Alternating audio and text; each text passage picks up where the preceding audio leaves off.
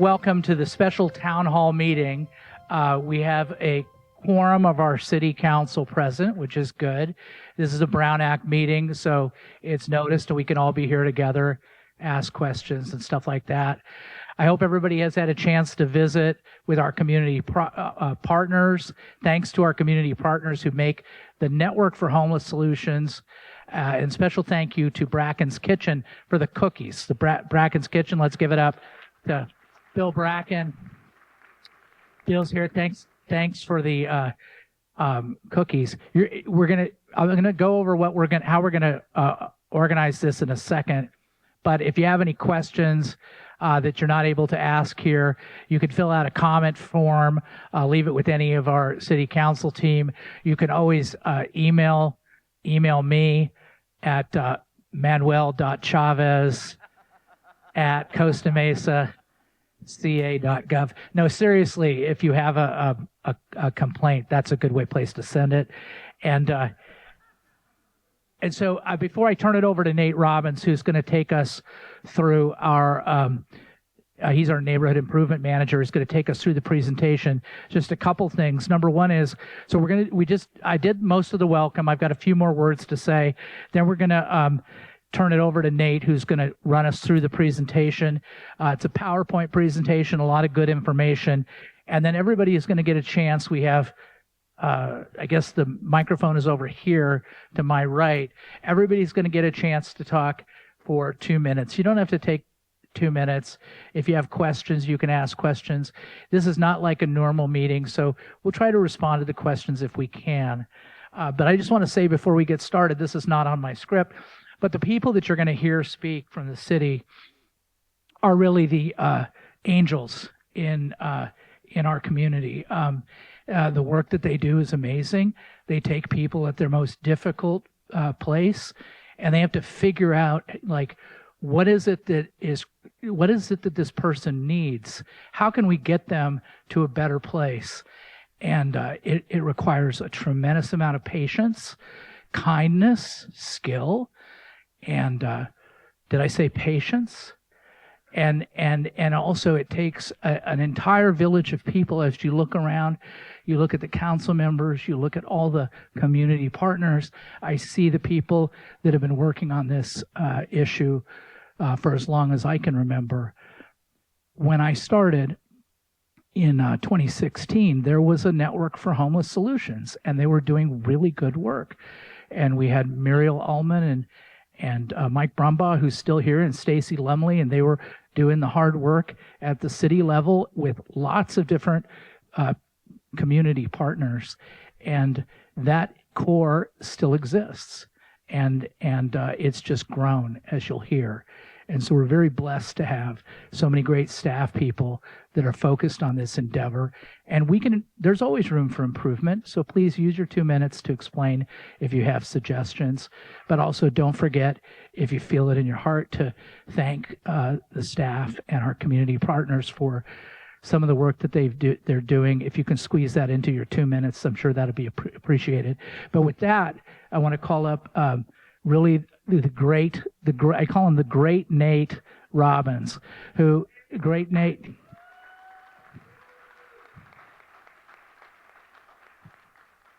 He's called the neighborhood improvement manager, but he really is improving lives, one life at a time. And I'm very happy to know him, and I'm glad that he works for the city, and he's doing great work, as you'll hear in a moment. So Nate, take it away. Thank you, sir.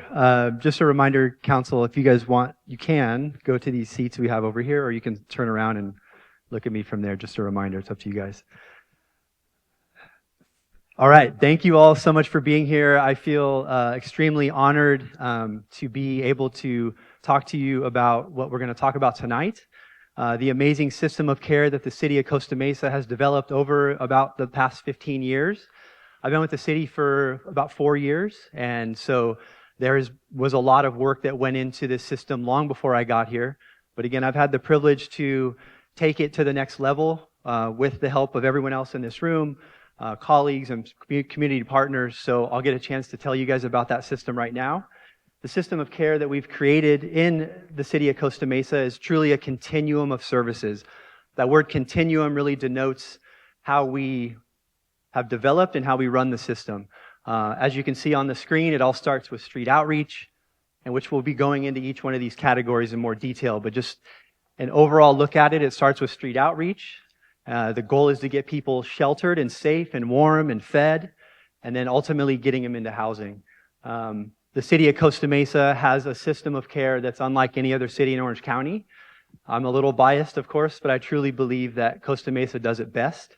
And so let's get into why that is. No system of care can be what it is without the people running it. You can set up the best system that you can, but if you don't have the right people doing the work, none of it matters. So first and foremost, I want to thank my amazing team. If you work for me in the Neighborhood Improvement Division, can you just stand up really quick? We could all give them a round of applause. They're all around the room over here. These people wake up every single day and they pour their hearts into the work that they do. I have the privilege of hiring them myself. The main question I ask is why? Why do you want to do this work? Because again, at the end of the day, if your heart's not in it, the people that we serve can see right through that. So first and foremost, the people come first, and my team is absolutely amazing.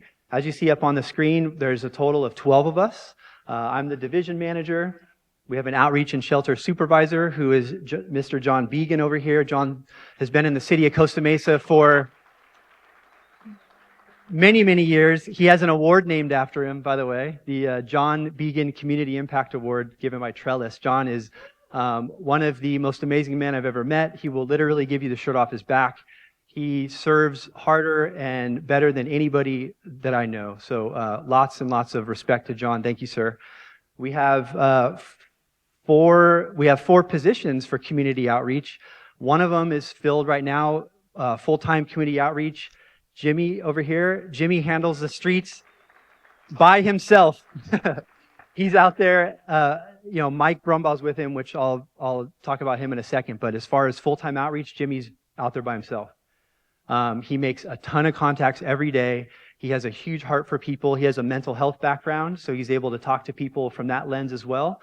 And he does a really, really great job. Our other full-time outreach position is being filled as we speak. So we're going to be able to bring on another full-time outreach worker here pretty soon. And then we have 2 part-time outreach worker positions. One of them's vacant, and then the other one is a licensed clinical social worker, and she does our disabling condition forms and different types of certifications that folks need to get housing. So really great community outreach workers there. We're the only, and I'll get into this more when we talk about shelter, we are the only city that owns a shelter and does all the case management. We have 4 shelter case managers here as well. 2 of them are over here. One of them's back there. Where's Ramon? He's back there too. So Ramon, Diana, Christina, and Carlos are the 4 shelter case managers. Again, I was able to hire them personally. They have a ton of background and experience in helping people, a humongous heart for the work they do, and they show up every single day and help people to change their lives for the better and get them into housing. So much, much appreciation there. We also have a senior code enforcement officer, which was mentioned before, Mr. Mike Brumbaugh over here. The amazing Mike Brumbaugh. This man wakes up every day. He's out on the streets at 4:30 in the morning. I'll get into it in a second. And he wakes the city up. He is the one that gets people away from the front of businesses and allows the public to come into a city that's relatively free of people obstructing views and ways. And so Mike does a really great job. We're super appreciative of him as well. And then the glue that holds us all together. Where's Amira? Amira's in the back. Amira is the den mother, if you will. She's amazing. She schedules all of our appointments, meetings. She sets up all of our trainings. She produces all of our data, runs all of our reports. We truly couldn't do the work that we do without Amira, so much, much respect to her. All right, so the first component, street outreach and engagement. Jimmy's pictured here because, again, he does the majority of the work out on the street with regards to case management. Like I mentioned, early deployment. So Mike starts at 4:30, Jimmy comes on at 6, and then the second full-time outreach worker will also start at 6, so we're out there very early. This allows us, again, to address some of the camping and loitering that's happening in front of businesses so that when residents go out to get their coffee or get their breakfast in the morning, those types of situations are mitigated as best as possible. They do a really great job of forging relationships and building trust. I mean, at the core of it all, that's how you help people. The folks that we deal with on a daily basis are always on edge. They're always very suspicious. And so they really need to connect with folks and build that trust so that when they tell them the best path forward, they believe them and they actually do what they're asking them to do. So it takes a special kind of person to get up every day and do what they do out in the rain, in the cold, and meet people where they're at and truly love on people. It's not just work to them. They're not just checking boxes. They're out there loving on people and helping them move forward in their lives. Like it says, they walk alongside. We don't do anything for people. We don't fill out forms. We don't go online and submit applications. We walk alongside to be the gentle nudge that folks need to get their lives moving in the right direction. And so they do a really great job as that as well. The 3 areas we focus on are health, income, and housing. That's holistic health, physical health, mental health, spiritual health, right? The things that we all need to ensure are at their highest so that we can move forward. Income with regards to either employment if they can work, if they can't work, accessing public benefits so that they're able to have some sort of income, because generally you have to have income to get into housing. It's not true that there's very few situations where you can get into housing with 0 income. There's always some income that's needed to get into housing. So that's a really important component. And then ultimately, of course, getting folks into housing is that finish line. But if you don't do the first 2, you're putting sick people into housing, and the recidivism rate is much higher in that way. So we're really proud of the work that we do to get people prepared for going into housing and being successful once they get into housing. Outreach also does a really great job partnering with the Costa Mesa Police Department, our Code Enforcement Division, and Public Works. Of course, services is only one half of what we do. The other half, there has to be enforcement. There has to be the stick to the carrot. Folks get extremely comfortable out on the street, and there's rules that everyone has to follow. We all do. We have to follow traffic laws and various public laws, and our clients are no different. And so, but services always come first. We offer the services, and if those services are denied, there needs to be a little bit of enforcement to potentially change the behavior, and then that can a lot of times be the wake-up call that's needed, and then the services are accepted. So it's a really gentle combination of trying to find that happy medium between services and enforcement, but it's a much, much needed component of the system. And the police department and code enforcement will be up here in a little bit to talk about exactly what they do. Code enforcement helps us to eliminate the substandard conditions on private property, which can be magnets for homelessness. So if you have a property owner that doesn't do a good job of keeping their property clean, it can be a magnet for homelessness. So code enforcement will go out and go for voluntary compliance, of course, but if needed, they can write citations and go that route. But vacant properties are also a magnet. And so vacant properties that are owned by somebody that there's no activity on can be a big magnet for homeless people as well. And then Public Works is the unsung hero. They're the ones out there cleaning up all the messes, potentially, power washing the sidewalks and doing the things that aren't always appreciated. Large messes can be left by some of our clients, and so Public Works is out there filling trucks full of trash, taking them to where they need to go, and helping keep our city safe. Of course, certain hotspots we're well aware, but as you'll see later in the presentation, we need your help to address those hotspots. So there's certain numbers you can call, which we'll get into. There's an NHS hotline. There's the Costa Mesa 311 app. There's the code enforcement hotline. Of course, there's a non-emergency PD line and then 911. So the more input we have from you, the public, the better that we can direct our resources and make sure that we're addressing the issues that you all see that maybe we don't. So it's really important partnership between us and you. Just some quick stats. City outreach contacts 150 people per month. That's unduplicated. So if they contact the same person twice, that's only counted as 1. If they contact the same person 10 times, it's only counted as 1 in this stat. But 150 unduplicated contacts per month, that could be 500 or 600 with the same people every single month. So again, Jimmy and Mike, and of course John's out there too, just tirelessly contacting folks, loving on them, enforcing when needed, trying to get them to move forward. The NHS hotline that I mentioned, it's a 24-hour hotline. So if you call, you talk to a live person 24 hours a day, 7 days a week. You can call that line for services for yourself. You can call that line to report someone else that needs services. If you're a business that's experiencing some loitering on your property that you don't want there, you can call this number for help. This really is a universal number that anybody can call. I'll give the number at the end. We get 175 calls per month that my team calls every single person back. Every single person that calls that number gets a call back, and they get an answer to their question, or they get pointed in the right direction. Thank you guys for that. I know it's difficult to make those calls every day, but they do it, and they do it well. We handle 240 311 cases per year. Those all go to Mike. Thank you, Mike, for that, brother. He gets those. He redirects some to PD and to code and public works, but a lot of them are homelessness-related issues that Mike handles himself.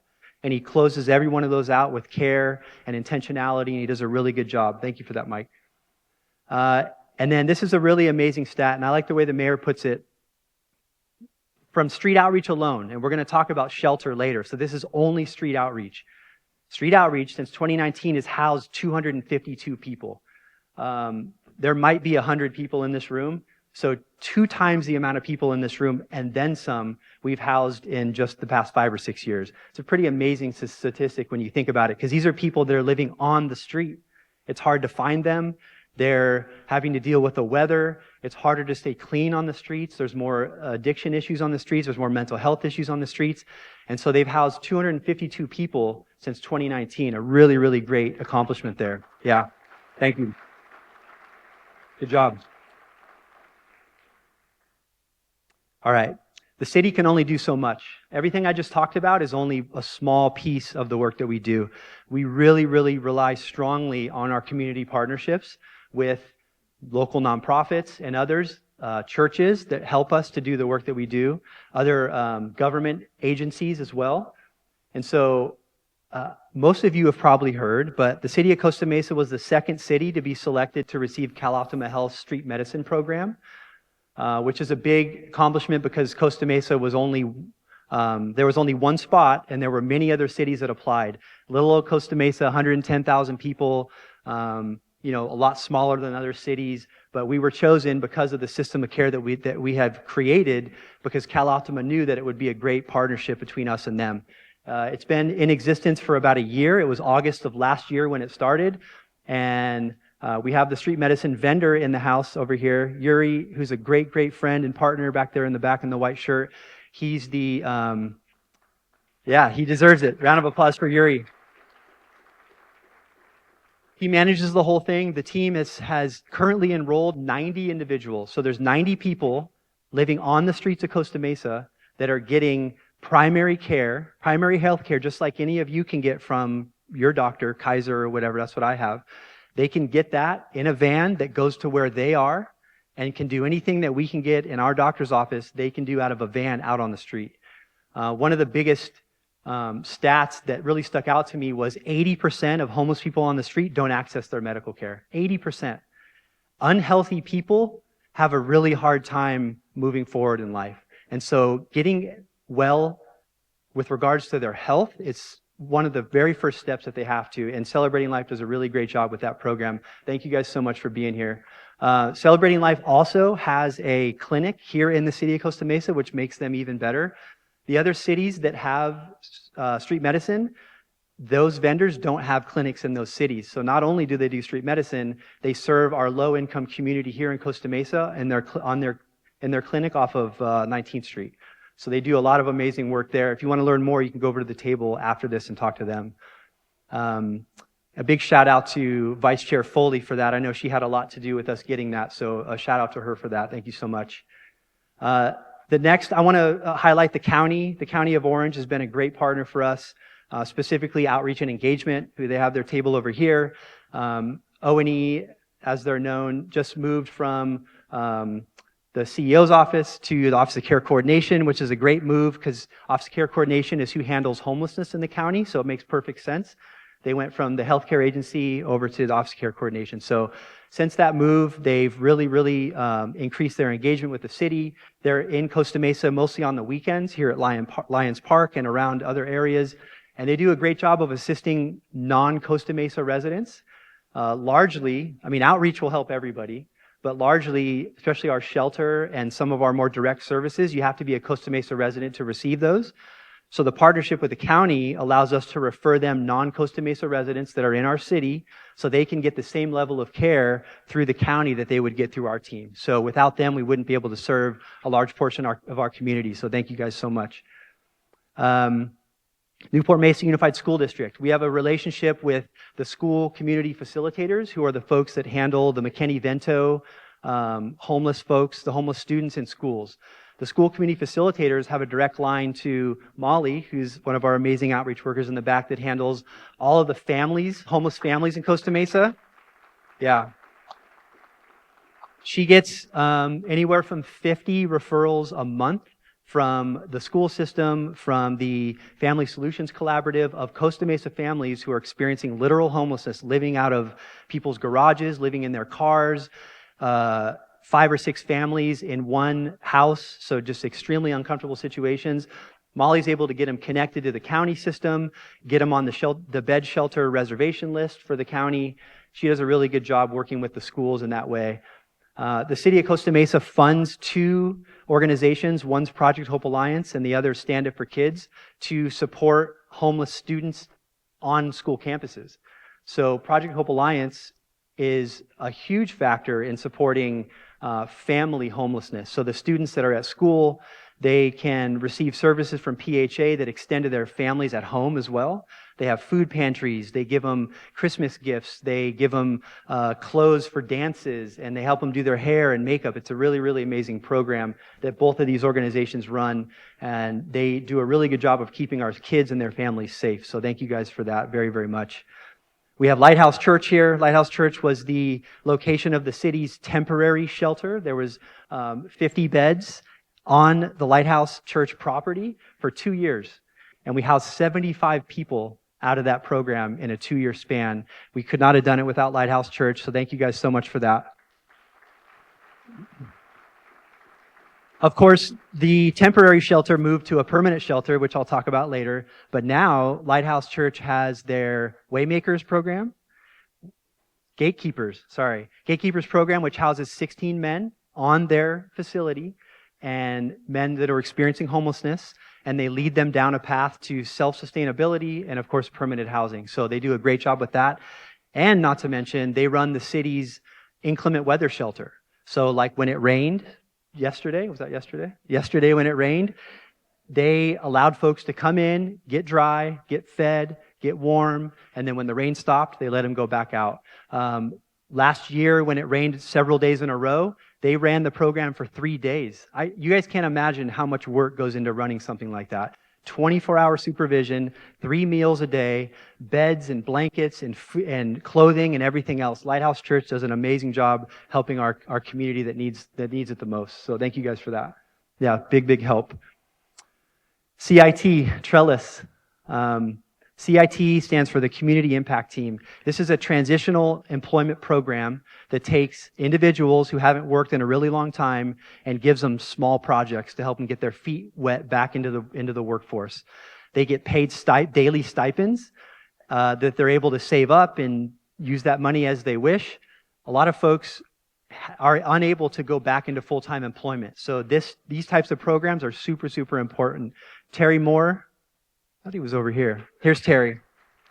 Terry runs that program, and he runs it really well. He has an amazing heart for people. He does so much more than just give them employment opportunities. He breathes life into these people. So it's much more than just an employment program. Terry really does a great job working with these folks, helping them get back on their feet.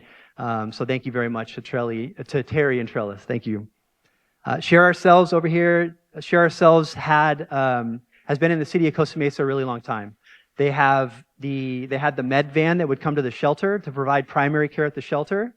They have the outreach offices over offices of Superior, And as you guys know, I think they have the new clinic over off of Harbor and Adams. So Share Ourselves has been a really, really great partner of ours.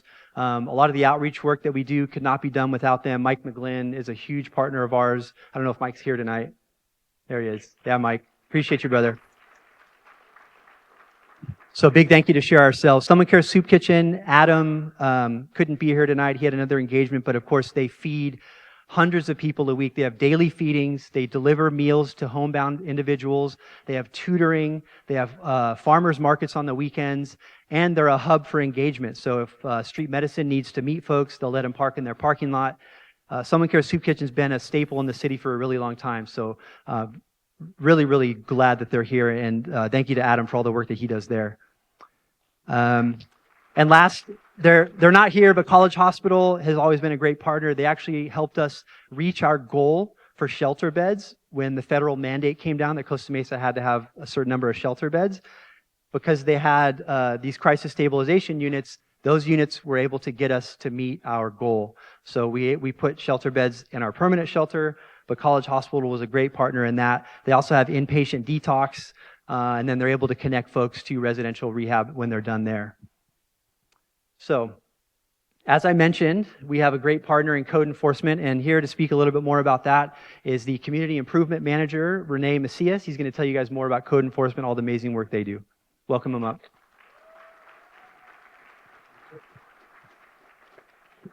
Good evening, everybody. Thanks, Nate, for that great introduction.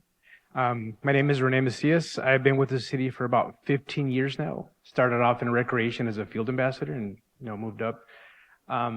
So, like Nate said earlier, it takes a team effort to address the stuff going around the city. And with the homeless crisis, it's not just Nate's group. It's, like you said, the police department, public works, code enforcement. So it's a collaborative effort where we try to address the need for the city.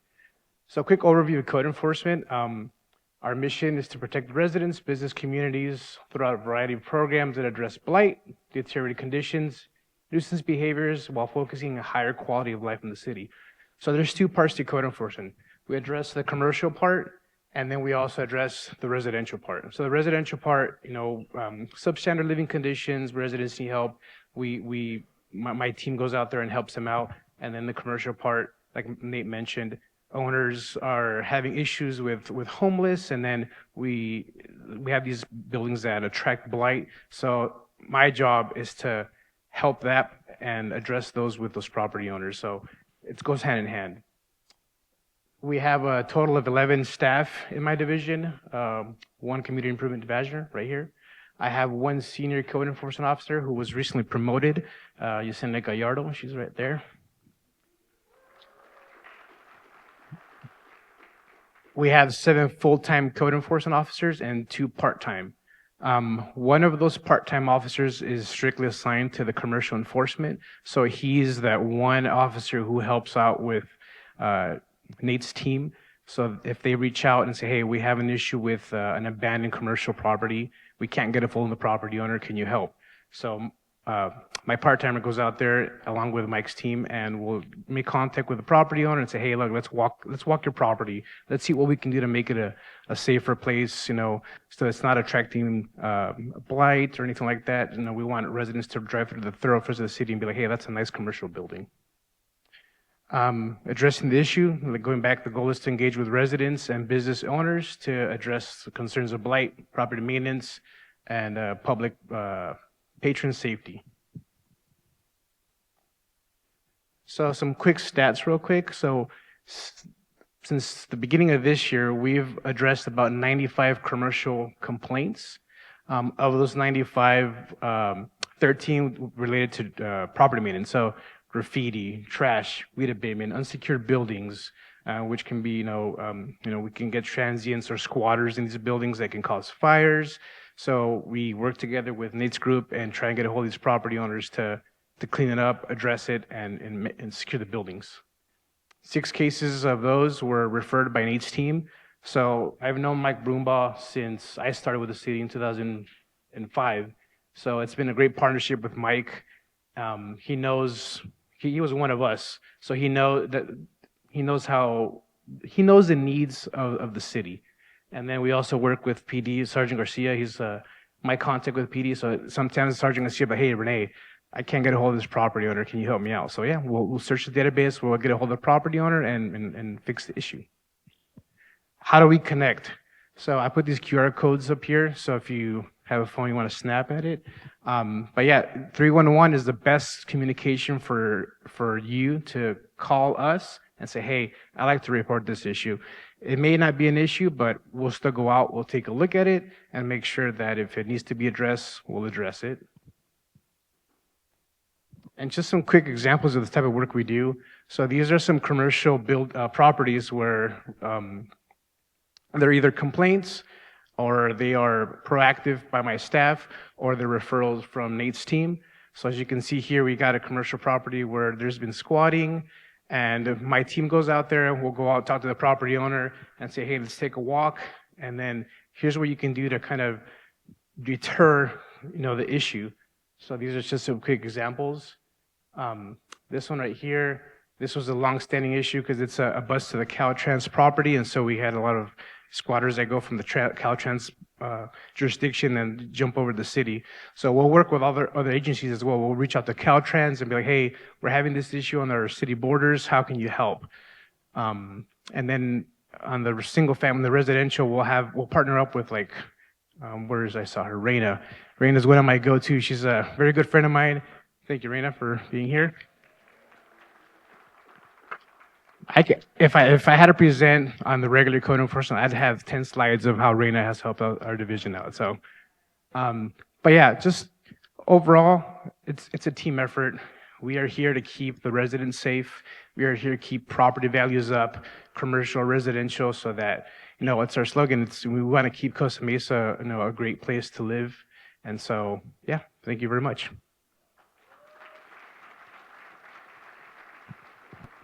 Thanks, Renee. So like I mentioned, it's a team effort. So next I want to bring up Captain Watkins from the Costa Mesa Police Department. We truly couldn't do the work we do without him and his group. He's going to give you some more information on how the police department addresses homelessness in Costa Mesa.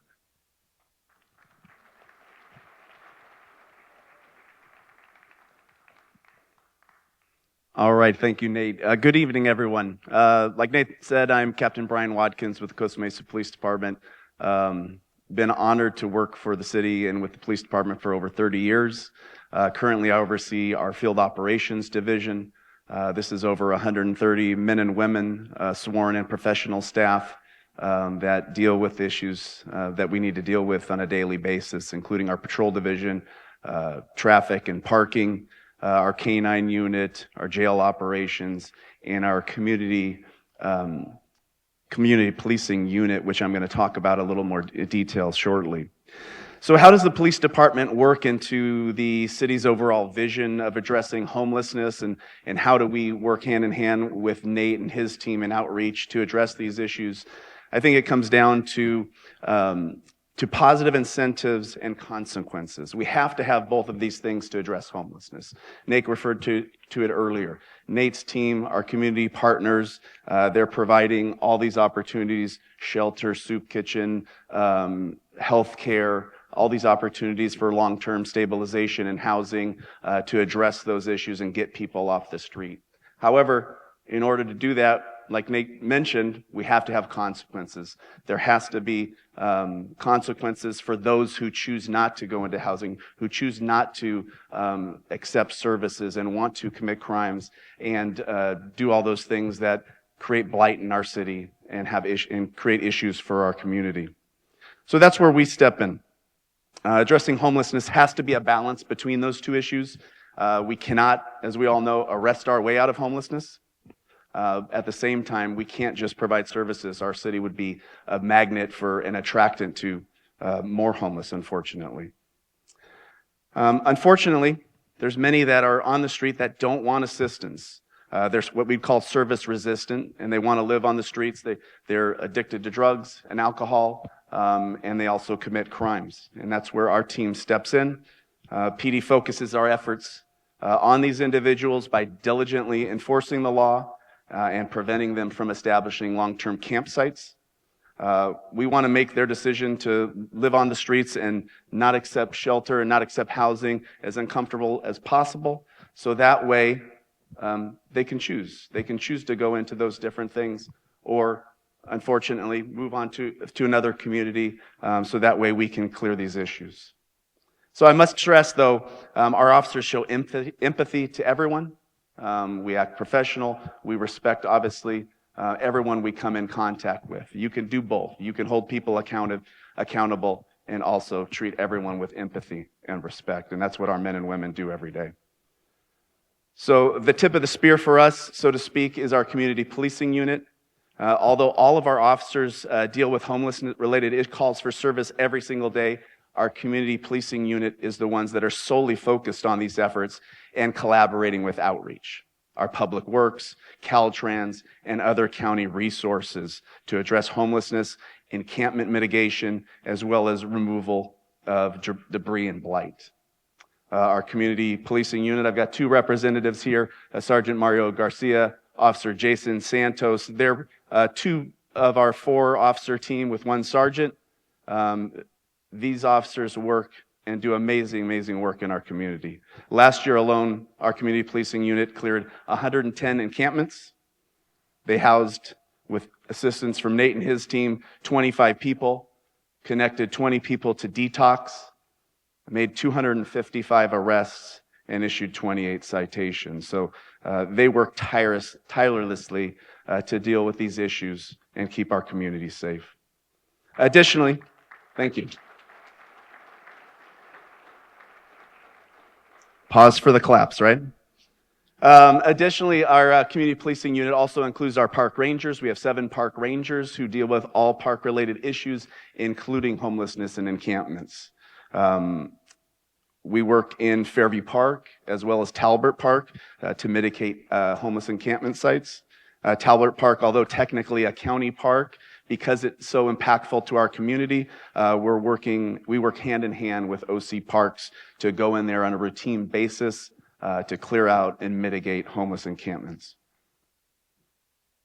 A few tools and strategies we use in the police department related to these issues is our bike patrols. They're a great tool that we utilize in addressing homeless-related issues. They allow us to get up close and personal. We can go places that cars can't. It allows more direct communication with the community as well as the people we're contacting. Another great tool for especially business owners is our LATE program, which stands for Limited Authorization for Arrest. So under certain circumstances, business owners can provide the police with authority to make trespassing arrests on their property even when they're not there. Normally, for trespassing, you have to be there to sign for an arrest. But if you qualify under our LATE program, you can have that document on file, and it allows our officers, if we go there after hours or sometime when a property owner is not there and someone's there unlawfully without a legitimate legal purpose, we can make that arrest on your behalf. So I'd encourage, if you are experiencing return encampments and homeless to your property and this is becoming an issue, they're leaving, there's a mess there every Monday, please contact us at our booth over here and we can talk about and see if you qualify for that. So what can the public do to help support our efforts? Be our eyes and ears out there, report suspicious activity, illegal activity. I would say do not give to panhandlers. If you're a victim of a crime, always press charges. And the consequences of making an arrest, especially in a situation like homelessness, that might be the tipping point or the turning point where someone finally makes that decision, I'm sick of this, I'm tired of getting arrested. I want to reach out to Nate and his team and get some help. Anyone that deals with homelessness knows they don't accept help on the first time. It takes the offer over and over again, and that's what our men and women in the police department do. We're always going to make that offer first and then take those enforcement actions as necessary. Lastly, I just wanted to say another option that the public can do and consider is learn about crime prevention through environmental design. And this just has to do to making changes to your property, business, or residence that make it less friendly to criminal elements and even homeless encampments, clearing shrubbery, making sure all the sight lines to your property are clear, cameras, lighting, things like that. And we can talk a little more about that and give you some references if you're interested after that.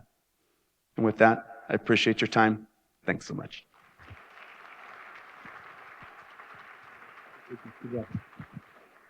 All right, thank you, Captain Watkins.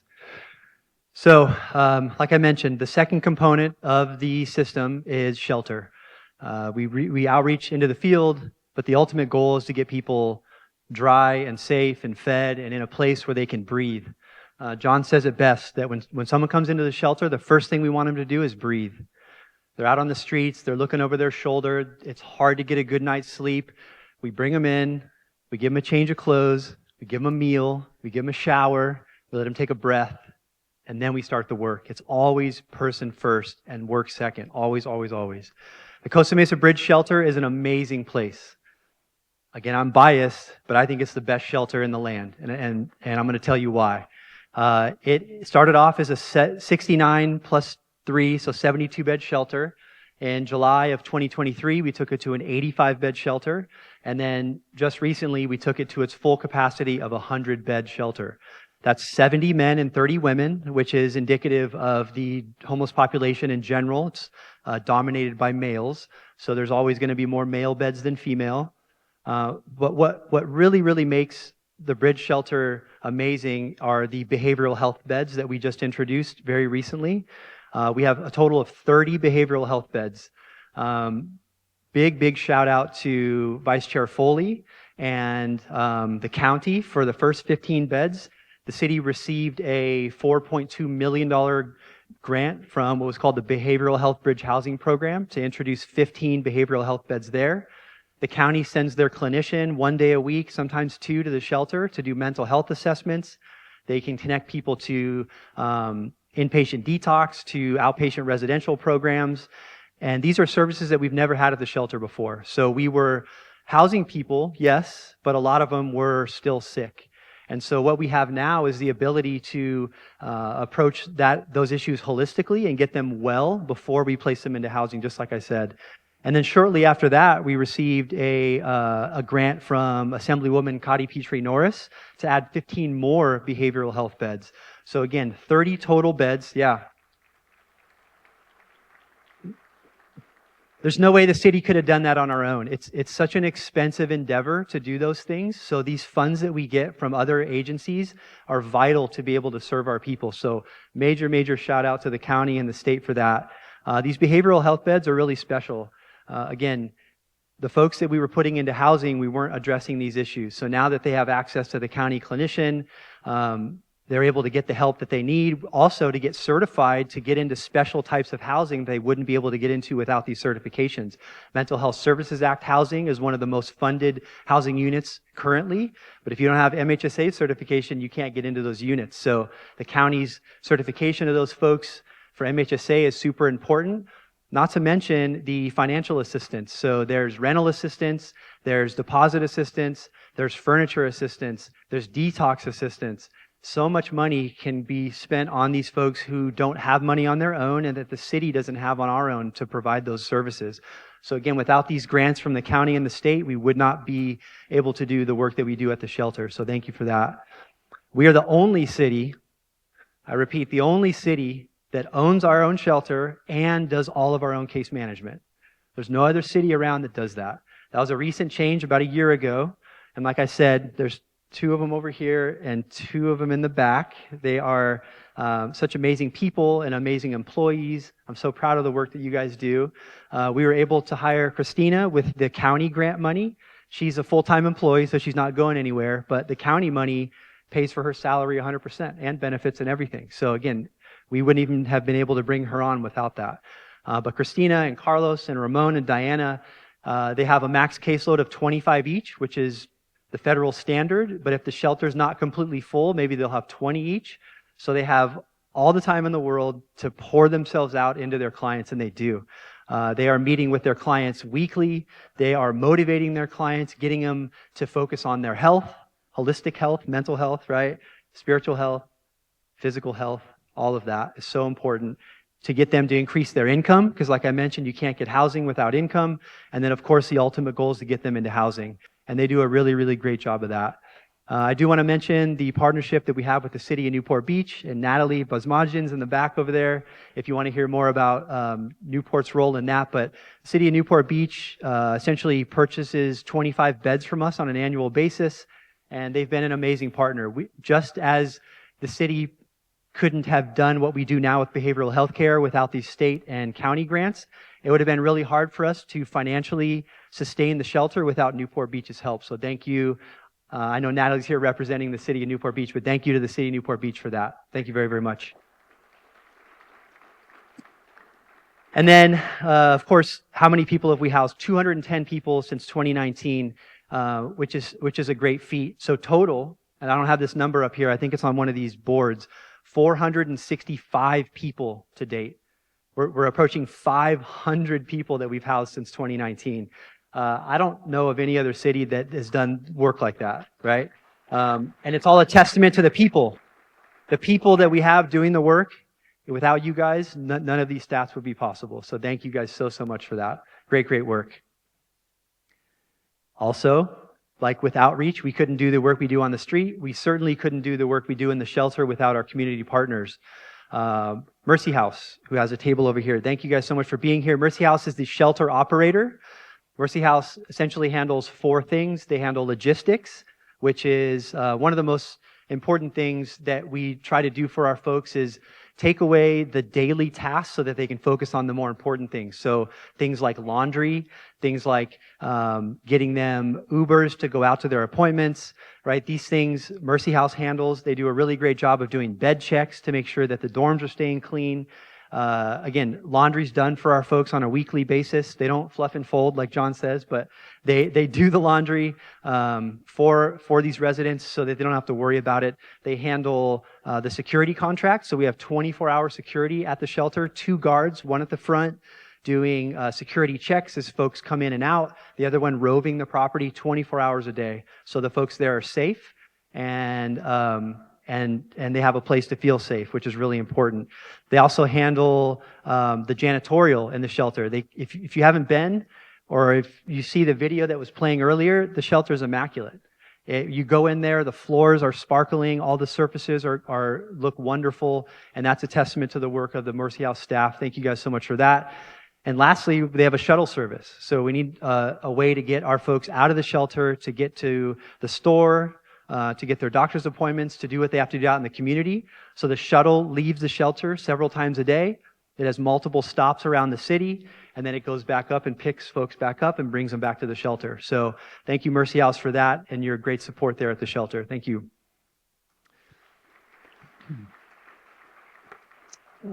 The other operator we have, who was mentioned earlier, who made the delicious cookies, is Bracken's Kitchen. Bill Bracken himself is here, the man, the myth. Love you, Bill. I can't tell you how much I appreciate your partnership and your friendship. You're a great man and a great partner. Bracken's Kitchen is a huge component of the shelter. We have $1 million kitchen at the shelter. It's one of the only shelters around that cooks the food on site, and that was intentional. We had the option to do a warming kitchen where the food's cooked off site and brought on site and served warm, but we wanted an opportunity for the food to be fresh and really tasty and have the cooks there on site. So not only is it good for the food, they also have volunteers from Vanguard University, who's just adjacent to the City Hall, who can get up to $10,000 off their tuition to do 450 hours of service in the kitchen, to learn how to manage a kitchen, to learn how to do all the healthcare agency requirements. Not to mention, they developed a curriculum for the shelter guests to be able to get certified as to get a certificate that says that they've learned how to manage a kitchen. So if a guest is interested in adding that to their resume, they can work with Bracken's. It's a 6-month course. It can be, truncated and dwindled down to a few weeks course, because a lot of times folks are in and out of the shelter. But a really, really great partner. And again, thank you, Bill, and to your team for that. Thank you. So then the next 2 are brand new. His OC, or Homeless Intervention Services OC, and Celebrating Life Community Health Center have implemented 2 things at the shelter that we've never had that are game changers. The state of California, through Medi-Cal, introduced what are called CalAIM benefits. We've never had these at the shelter. The first component was called community supports. It provides housing navigation, deposit assistance up to $5,000 one time in a person's life, which can be used to buy furniture as well, and I'll get to that in a second, and then housing retention services. So as folks get placed into housing, a lot of times it's like, here's your keys, good luck, I hope you make it. And that's always not very successful. His OC will actually follow the individual for up to 6 months post-housing to ensure that they're connected to the community. If they're having any flare-ups in mental health, they'll get them reconnected to mental health care, just to ensure that that person becomes completely stable. The deposit assistance, up to $5,000, again, also includes furniture, which gets into the one below that for IKEA, which I'll skip to really quick. Not only did IKEA give the city, for free, all the furniture in the shelter when it was initially opened, which was amazing in and of itself, they've since become a partner with the shelter that when someone gets housed, they'll provide a fully furnished one-bedroom apartment. I won't give you the dollar amount, but for not a lot of money. They're not making any money on it, let me put it that way. So that a person, when they get housed, used to be that we would take community donations, which is great, don't get me wrong, but a 15-year-old couch, kind of scuffed nightstand, while great, doesn't give a person that sense of home, like this is my place. IKEA fully furnishes from top to bottom a full one-bedroom apartment for wholesale cost. And so, yeah, thank you to IKEA for that. And so his OC is able to get folks connected to the CalAIM benefit, which will help pay not only for the deposit, which a lot of folks don't have the money to pay the deposit, but fully furnish their one-bedroom apartment when they move in. So awesome implementation of the community supports there. Celebrating Life, who is over here, not only are they the street medicine provider, they're also the ECM provider, enhanced care management provider at the shelter. It's the second CalAIM benefit.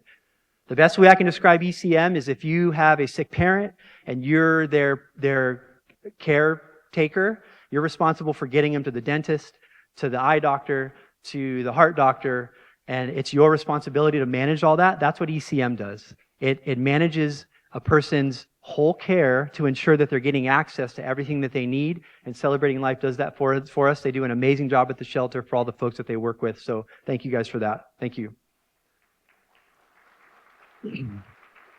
Grace Fellowship Church. I don't know if Dave Gunlack's here. I don't think he is, but Dave Gunlack's the head pastor at Grace Fellowship. Also, somewhat of a new thing that happened at the shelter. Grace Fellowship, once a month, for no other reason than to come love on people, brings members of their congregation and does things like bingo nights. And tomorrow's bingo, right? They do trivia nights. They do cornhole tournaments. They do barbecues. I call it the afterglow effect, where after Grace Fellowship leaves the shelter, the guests are glowing. And we've asked them why. Why do you like when Grace comes? And they say because they don't have to come. They come because they want to. There's no reason for them to be there other than to come and just talk to us.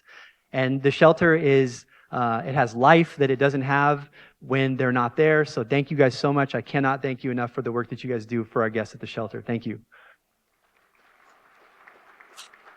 And then last but not least, just like Bracken's has a relationship with Vanguard to do volunteers in the kitchen, we have a relationship with University of California, Irvine, UCI.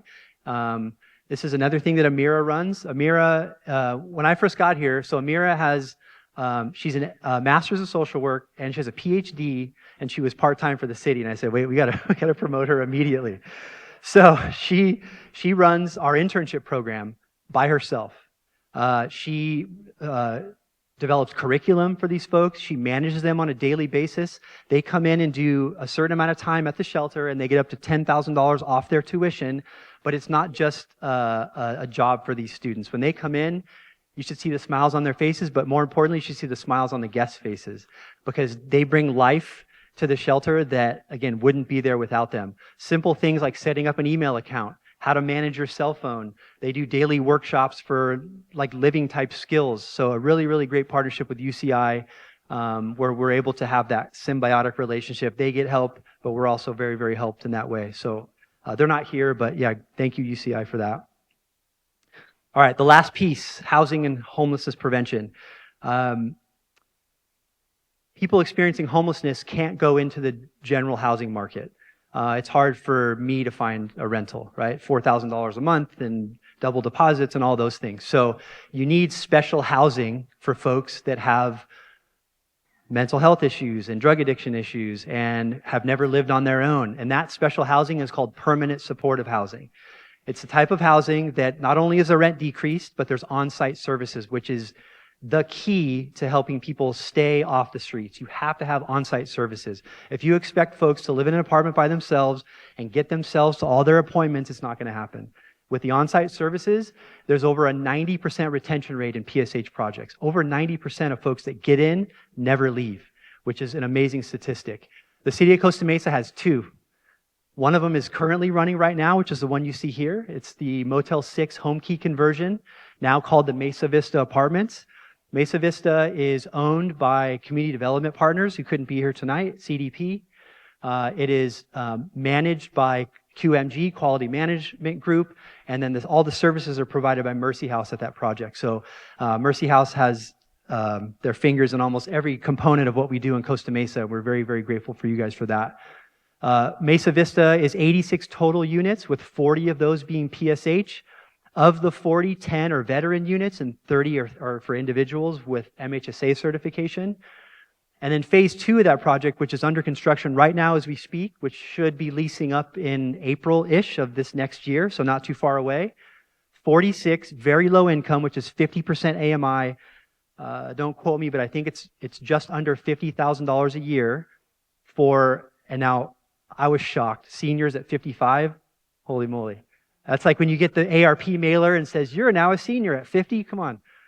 So Costa Mesa seniors at 55 and older can live in that project if they're Costa Mesa residents, or they work in Costa Mesa, or they have kids that go to school in Costa Mesa, and they make less than 50% of the area median income. They're eligible to live in there. It's going to be done by a lottery. So anyone that's interested puts their name in a hat. Names are drawn out of the hat, and if you're one of the 46 lucky ones, you can have a place at this new project, which again will be done in around April of next year. So very, very exciting there. A big shout out to Assemblywoman Cotty Petrie-Norris and Vice Chair Foley for their support to receive the money to make this happen. Without the state, and the county, we could not have made this project happen. So thank you to the state and the county for that.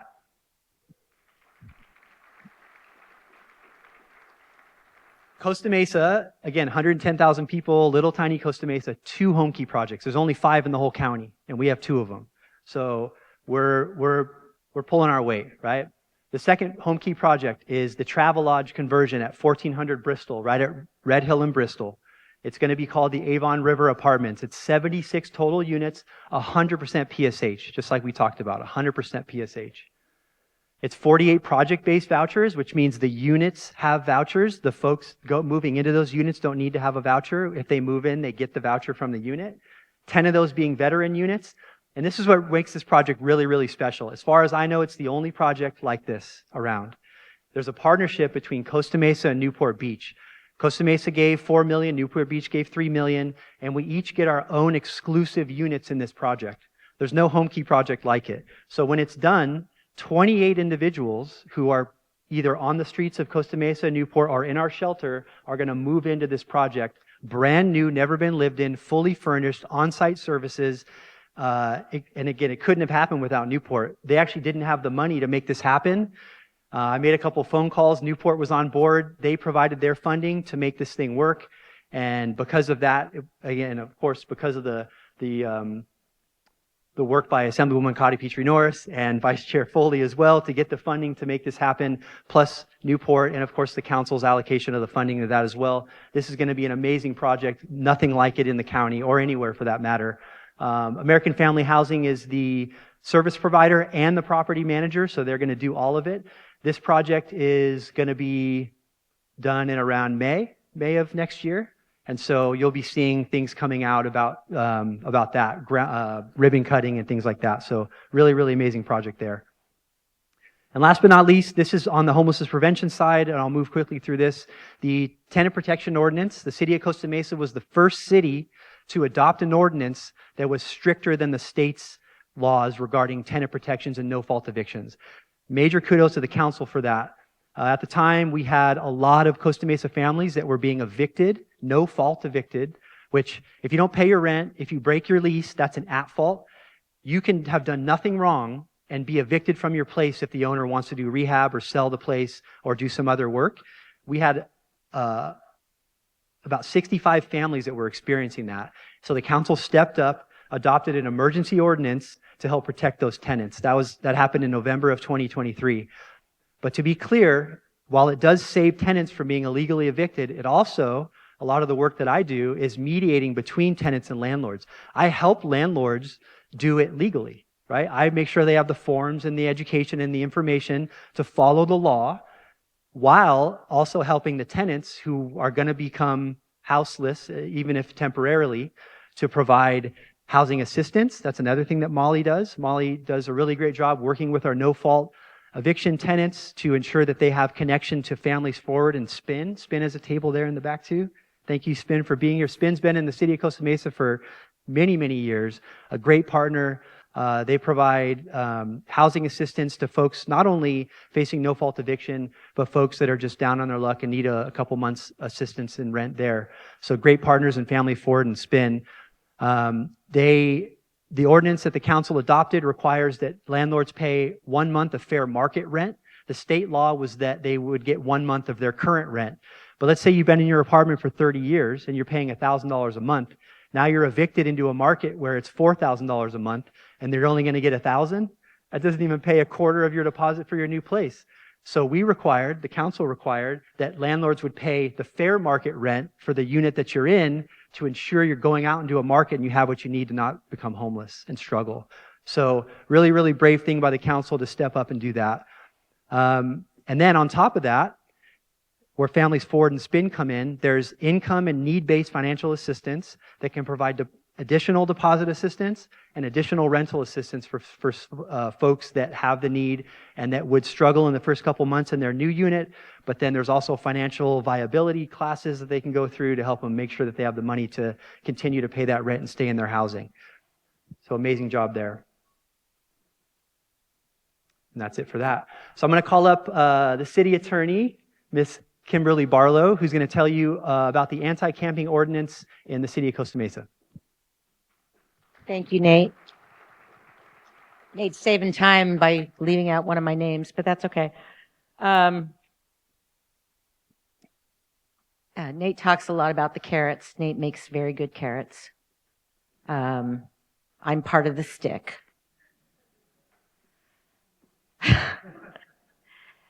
It's not always a good thing to be the stick, but sometimes I enjoy it. Anyway, the anti-camping ordinance, which the city passed and which we have been allowed to enforce through our settlement and our wonderful partnership, if you will, with the judge who handled the case that challenged the fact that there were many cities who were not providing any kind of services or shelter, but were arresting people and jailing them.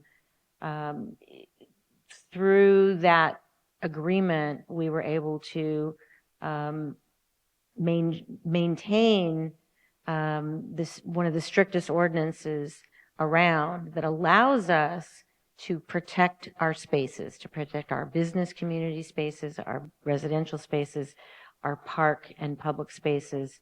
The purpose is to allow those spaces to be used by the community and the general public for the purposes for which they were built.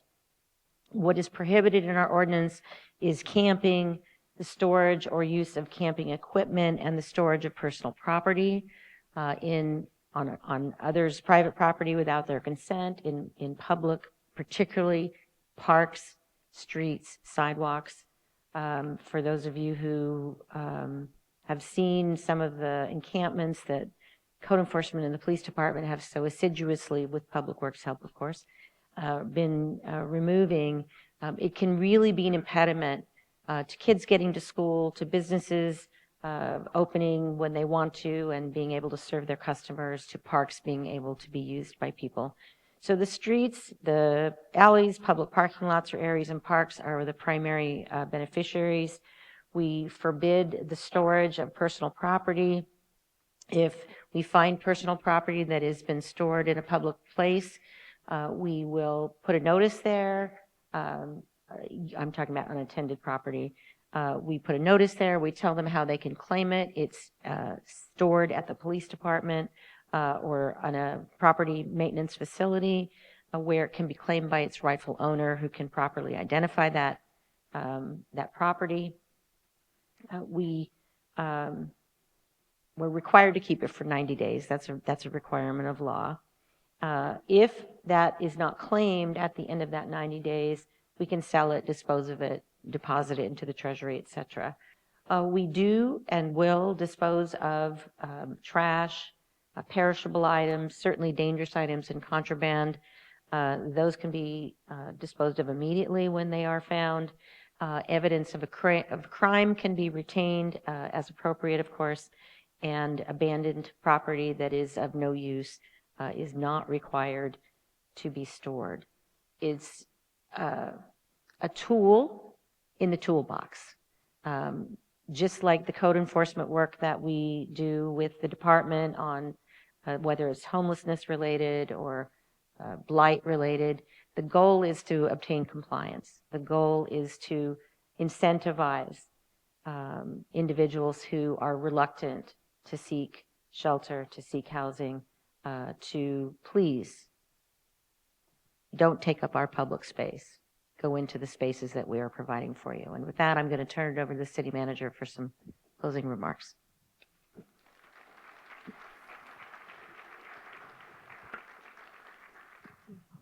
Hi, everyone. As you can see, there's a tremendous effort among the Network for Homeless Solutions team, the Costa Mesa Police Department, and Costa Mesa Code Enforcement to address the issues the city faces related to homelessness.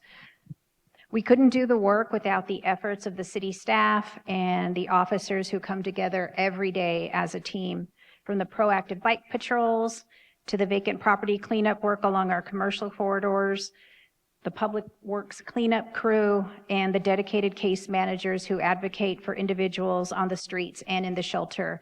The program has gotten to a mature point of providing a full range of services and assistance, which we couldn't do without our community partners that are here tonight. So I wanted to thank everyone for participating and for working with us on this important effort. You know, we truly are a team, and it is a team effort. One team member I'd like to single out tonight just for a special shout out is Mike Brumbaugh.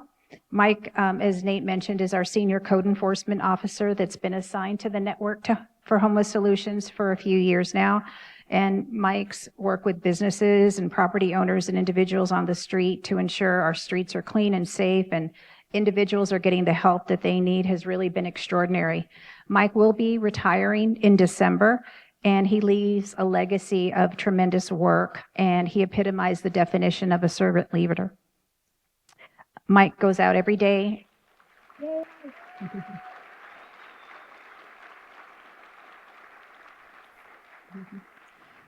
As Nate mentioned, Mike goes out every day to do his job starting at 4:30 in the morning because he cares about the people he serves and he cares about Costa Mesa. And that is just emblematic of the program that the city team has put together here today for you. So that concludes the presentations, and I'll turn it over to the mayor now.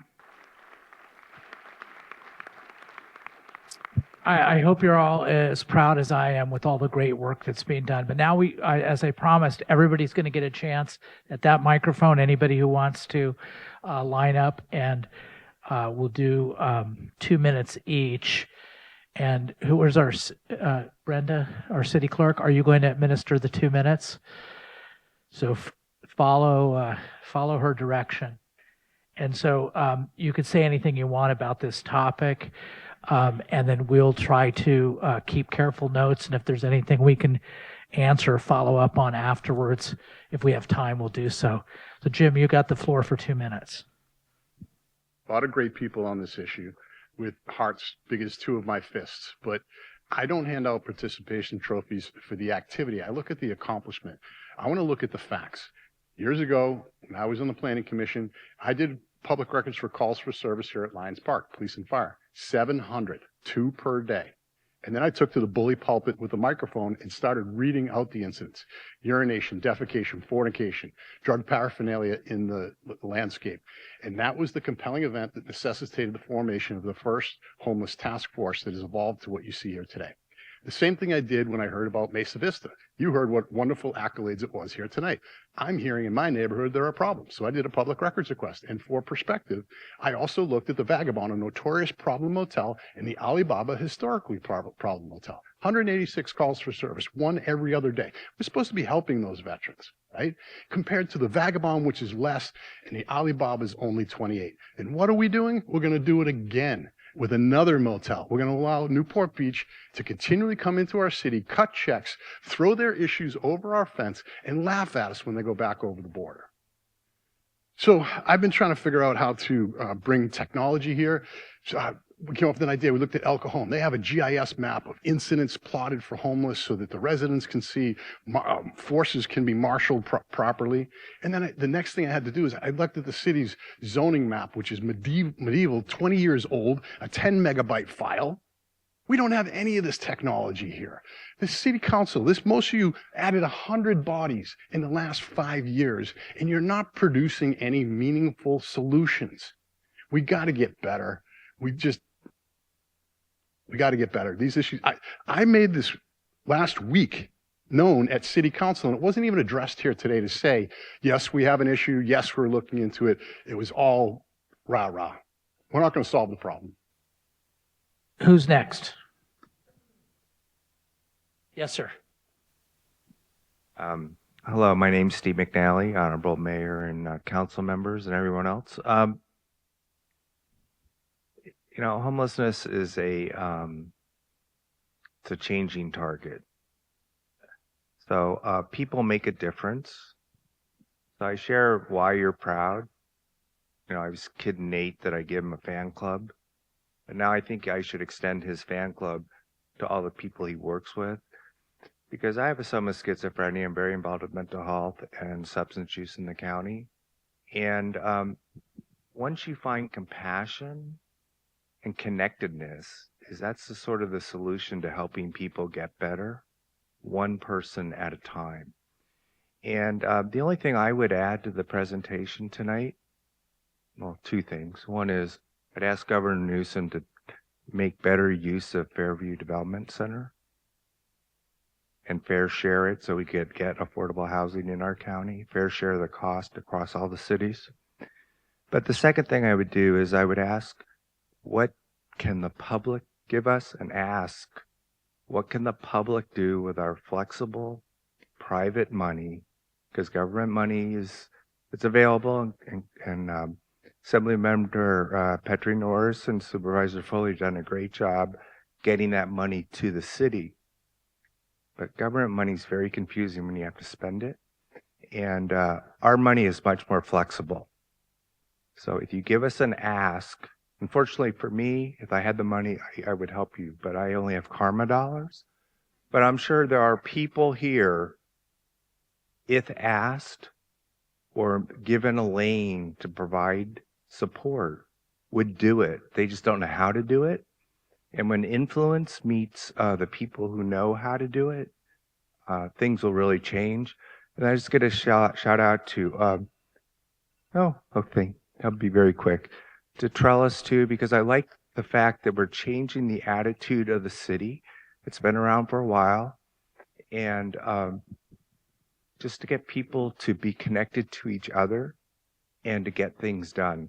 I don't disagree with the person ahead of me, but it's a target that's fleeting, and but you can only work with the information that you have. So thank you very much. Thanks, Steve. Jen, come on up.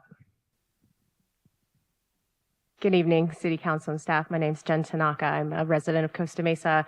First of all, this was an incredible presentation. I was not aware of all of the programs that were presented, so I really appreciate city staff's hard work in putting this together. I thought it was really incredible.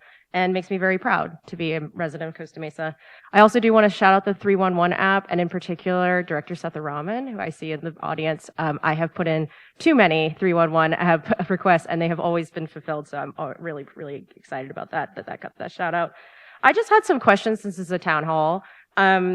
First would be to Nate Robbins, which would be, when a person on the street of Costa Mesa sees someone who is homeless and seems to be clearly distressed, like they're passed out or they are asleep in a public place, what is the city recommending that the residents do? I think that would be really helpful to understand. We got some information about 311 and about the phone number, but I would love to understand exactly what you would like the residents to do. So if there's like a one pager or something like that, that would be great. One question of the city attorney, which is with the recent grants pass decision, I'd like to understand how that affects our agreement, our settlement agreement, and how that changes what the city can do or can't do with respect to enforcing our own laws, and also looking forward to how other cities are now enforcing their laws in light of the grants pass decision and whether or not that's affecting our services. And then the last question would be, we are now under the new Trump administration. They have taken a very different approach to homelessness, much more enforcement first and much less housing first. So I'd love to understand what the city staff is looking forward to with respect to funding all these wonderful programs that I'd love to see continue, given that we're in a very different regulatory environment with respect to the Trump administration. And on the same note, I would love to understand if we have any concerns about the way the Trump administration is handling Section 8. That program got significantly changed around with the quote unquote one big beautiful bill and may result in some housing difficulties for people. So thank you. Thanks, Jen. Yes, ma'am. Well, she's a hard act to follow. Mine's simple. Community improvement. You mentioned your public buildings, your commercial buildings, and residents. In residents, does that encapsulate apartments, triplexes, condos, gated communities? To me, a resident is a single building. No, the whole thing. Yeah, it's everybody. Hi, my name is Mary Cappellini, and I would like to say thank you for all of the incredible work that the city's been doing. I know that John always wants people to be very positive, so I want to be very positive for all the incredible work that goes into the shelter, that goes into the homeless task force. It's pretty impressive what is going on. And one of the things that I noticed, though, is that through all of the connections that Nate was sharing were lots and lots of incredible nonprofits that are in this room. Share Ourselves, Families Forward, SPIN, Lighthouse Church, or just to name a few, Project Hope Alliance. There's a lot that actually help the city and help the situation that we have for many families that and people that don't actually get into the shelter. So you have this incredible funding at the shelter itself, and you have 4 incredible people that work there in case managing for the people that do well, that have lasted in the shelter. What about the people that are trying to get into the shelter, are still in the street, are waiting, there's no space? What about the people that don't quite make it to stay in that shelter? The idea of adding more beds is great, but we need more of those case managers, the handholders that actually take them to their appointments. People are lined up for appointments. We have people, a lot of people knew, like Mike McGlynn. John Began's amazing. I met him on the streets helping with someone. But it takes hours and hours to help individual people to help them with those places, to get them to their mental health appointments, to provide them those services. Otherwise, it just becomes like a revolving door. So we have all these nonprofits that have been helping for years and years in our city. And it's incredible what the city has started to do to actually add more money. I would include Vice Chair Katrina Foley and Kati Pichunoris in this. That's not just the beds, but we also need more funding for more community support. So thank you very much for all you do. Thanks. I am personally touched with homelessness because I teach at one of the local high schools, and I have a lot of the McKinney-Vento kids in my class. But personally, a member, close member of my family is homeless at this point, and I'm wondering what constitutes being a resident of Costa Mesa. This person has been homeless everywhere and has come back to this community because I'm a resident here, and I'm wondering, does someone who doesn't actually, quote, live here and pay taxes but has close ties to family here, are they considered a resident, and can they get help from these beautiful programs? But good question. Yes. Hello, thank you for being here. My name is Paul Harker. I'm a resident of Costa Mesa. I've been on the board of directors for my HOA, so I have just the smallest amount of understanding of what it's like to run an organization or to be in charge. First off, I do want to take Mayor Stevens' recommendation of acknowledging the amazing people that are involved with this program. I had no idea that we have so much that's actually working in many different ways. Code enforcement, outreach programs, things that I think about way too often. And the conclusion I come to is that Costa Mesa is in danger of becoming a world-class homeless program. I mean, I've lived here long enough to know that what we've done with water and the other areas of our city are really actually outstanding. But if we do have a world-class homeless program, we might start attracting people from other areas and other cities, and other people may be bringing, people may come here because we do have one of the largest alcohol and drug recovery program number of facilities in Costa Mesa in the entire county, probably in the whole West Coast. So what is it that we're going to do to make sure that people that aren't from Costa Mesa are here as transients, are not allowed to live on our streets and take advantage of the programs when, like the last speaker said, we have people that do live here that need the services? That's my biggest concern. Hi, guys. I'm Jeff West. I've lived in the city for 52 years. I know about half of the people in this room personally. I don't speak in public. I write about stuff. But I wanted to thank you, the council particularly, because I remember what it was like before this happened. And I know the support that you've given. I listened to Nate. Hi, Nate. And I understand a little bit about leadership. I understand a lot about leadership. And you can see the result of community leadership by you folks, Nate, the police department, all of you, Kim, out there busting tails. Thank you all. I wanted to say thank you. I don't have any criticism of what went on tonight. I'm glad you did it. Unlike Jim Fitzpatrick, who I don't have all the solutions to all the problems in the world, he thinks. Thank you all. I just wanted to say thanks. Thanks, Jeff. Hello, my name is Margaret Sharp. And in reference to one of the things I believe Steve was asking about for affordable housing, I would like to see the state, the county, and the city to get together working with Habitat for Humanity and the United Way to build more ADUs. A lot of people for granny flats for the people to live in to rent out their homes, or to build affordable housing. Now, the way that I see it is you have a grant that goes into a tiny house.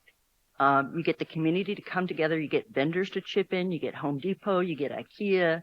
You get all these people coming together, seniors that have experience that they can donate, seasoned professionals, members of the community get together. When the thing is paid off, it's theirs. Money goes, they pay that off. The person that rents the unit pays off that amount. So if it's $50,000, they pay the rent. The $50,000 goes back into the kitty, goes back into the next one. And I'd like to see more community involvement and people getting together and seeing these seniors that are out on the street that are their neighbors. And they're not enemies, but meeting together and talking with them about their challenges, that they're not a stranger, that, this community can do a lot. And I think there's a lot of people in the community that want to help. Thanks, Margaret. Anybody else? Okay, so we've got I want to hear from the council, but why don't we, and they might have other questions too, but why don't we try to answer some of these questions? Okay. It's a age-old question and one that's on a lot of people's minds, but this gentleman had the courage to ask the question. If you build it, they will come. So what do you say about the idea that we're doing great things, but in doing so, unintended consequences to attract more homeless folks to our community? Yeah, I mean, that's a great question, a great concern that we worry about all the time. That's why we have the great partnership with the county, really. That's why we have rules and regulations with regards to access to our direct services. To get into the shelter, you have to have live, work, or school ties. And so, again, those direct services are only for actual Costa Mesa residents. They can prove that. And if you're not a Costa Mesa resident, then there are 2 county shelters that we can refer folks to, Yale and Santa Ana, and Bridges at Kramer and Anaheim. And again, Outreach and Engagement is our amazing partner. They set up at SOS every Friday from 9 a.m. to 11 a.m. So everybody in the city knows that if they're not from Costa Mesa, they can go there and get connected to O&E at SOS and get all the county services that they want. We can't keep people from coming into Costa Mesa. Of course, people are free to come and go as they please. But when they get here, we can connect them to the county services if they're not from here. And if they get here and they want to break the law and not follow the rules, then they'll face enforcement from the police department. But if they come and they want to get access to services, and that's why they're here, we will get them connected to services. So what constitutes a Costa Mesa resident? So live, work, school is what we call it, live, work, school ties. So you have to live in Costa Mesa for 36 months or more. You have to have had a job in Costa Mesa for more than 12 months, or you have to have attended recently a Costa Mesa school, and that includes parents of children going to Costa Mesa schools. Now, we don't have a family shelter, so we can't house an entire family, but that's where Molly would come in to be able to get them connected to the Family Solutions Collaborative, other family shelters in the county. But again, there are very objective requirements to be considered a Costa Mesa resident. Okay. What about some of Jen's questions? What do we do if we see something pertaining to homeless folks that we want to report? Now, you gave all the. Did we get the telephone numbers? Did we do that? I supposed to. I don't remember. We're going to put it on at the end, but we'll do it now. So there's 3 non-emergency. So first and foremost, if you see a crime being committed or an emergency situation in progress, you need to call 911, always. If it's a non-emergency situation and there's no crime being committed, somebody's passed out on the grass and you're worried about them, well, I guess that would be an emergency situation. Somebody is walking down the street and they look disheveled and maybe they're talking to themselves and you're wondering if they want services, you can still call 911. The police are very gracious in that way, and they'll send an officer out. There's the non-emergency police line. There is, for situations that don't need any type of immediate response, you can call the NHS hotline, but mind you, that's within 24 hours you'll get a response. So that's not for someone that you want immediate attention to. And then, of course, there's the 311 app that you can take a picture. If it's someone that frequents the same place every single day and you just want one of our team to go out there and engage with them, send it to 311 and Jimmy or Mike or John will go out and talk to them. We have the email address as well. So there's a bunch of different ways that you can report stuff like that. It's all based on situation. And you can always call the mayor or text the mayor. I wait all day. I just stare at my phone waiting for you guys to contact me. So then a couple others. I'm going to wait for Jen's last. This is another Jen question. The new administration, presidential administration, at least it appears in words, has been focused more on the enforcement aspect than the other aspects of addressing homelessness, and also issues with the big beautiful bill and Section 8. Have you seen any of those issues manifest themselves in what we do here in Costa Mesa? So the Costa Mesa system of homelessness is not directly funded by federal dollars. There's some federal dollars that get pushed through the states that could potentially affect us. And then the states usually funnel the money through the counties, and so that could have a trickle-down effect, certainly. But as we speak right now, the city of Costa Mesa does not receive any direct federal funding. The Section 8 program is what funds the home key projects that you saw. So there could certainly be a decrease in opportunities for permanent supportive housing. You can't do PSH without vouchers. Vouchers pay 70% of rent, and the tenant's responsible for 30%. It's the only way that those folks can have their own apartment. So if Section 8 gets a massive decrease, you will see a significant reduction in permanent supportive housing opportunities, which would impact our system. But we already have 2. I don't imagine we're going to get a 3rd, so wouldn't necessarily affect us directly. Coordinated entry system is another way that folks get vouchers that could be affected in that way. But my team's experts at finding alternatives to vouchers, so they would just continue to do the work that they do and help people in any way that they can. Okay, last couple questions. Jim had a question about calls for services to Mesa Vista that was raised. We talked about that recently. What's the story there? What's the latest? There is a fix in the works. The property management company that was managing Mesa Vista has been replaced. The new management company has an RFP out for 24-hour security. They're going to upgrade the lighting and the cameras, and they're going to do a bunch of that CEPTED work, the crime prevention through environmental design that Captain Watkins talked about. So there is a plan in place. We are aware of the issue. We were aware of it before it was brought to our attention in the public meetings, and it's currently being addressed. We should see a drastic improvement here in the future, especially with the 46 senior units coming online in just 6 months. So it's vital that we get those issues under control, and we're working on it as we speak. So, okay, you're off the hook. Kim, Jen asked a question about the impact of the grants pass case and how that affects things. Thank you. The grants pass case would potentially allow us to be, somehow more punitive. But So, Kim, can you get a little bit of background on the grants pass case? Yes, be happy to.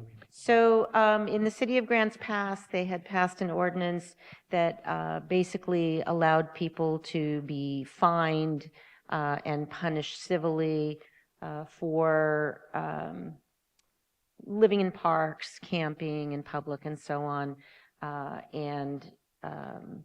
The lower courts had held that unless and until they had enough space available for everyone in a shelter, they could not punish people or issue civil fines or basically prohibit them from sleeping in public.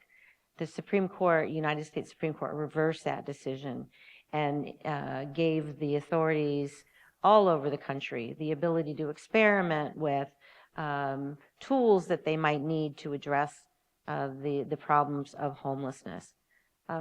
Because we had entered into the settlement agreement through the Orange County Catholic Workers case, and we had implemented our shelter program and other tools, we were already in a position to do what Grants Pass essentially allowed the other communities to do. Could we make it more punitive? Theoretically, we could. But what we are doing is working. And anytime Nate or the code enforcement team or the police department needs our help, either the city attorney's office or the city prosecutor's office to tighten up something up here or there, and if we needed direction from the council, if we thought what we were doing wasn't working, we would have the opportunity to go back and ask for that. But Nate's team and code enforcement, police department are doing a wonderful job, as you heard tonight. And as it stands, we're always looking, every day looking, is there another tool that we need? We're seeing a lot of housing law changes coming up, so we're looking at whether we need to make any code revisions that will give us the tools that we need to serve the community. One of the questions I heard, Mr. Mayor, was about the sober living home community and the fact that people come from other places. into our community, and what about them? That's one of the reasons that our ordinance requires that if somebody is forced out of one of those facilities, either because they lose insurance or whatever, that they're required to be returned or offered to be returned to where they come from. So it's an important tool that we have built into our ordinances to prevent people from becoming, coming here to get treatment and then becoming homeless. And there are many other tools that legitimate providers are able to use to get people home who have come here from somewhere else. And I heard one more. What was the other question?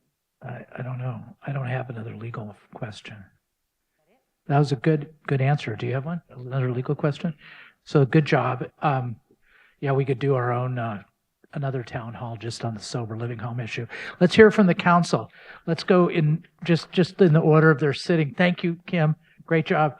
Mike, and then Lauren, and then Andrea, and then Manuel, and then I'll go last, and you guys can either ask whatever questions or make whatever comments you wish. Okay, great questions from the members of the public and great answers. You actually answered a number that I wanted. But yeah, I wanted to thank Nate and staff for putting together an amazing presentation.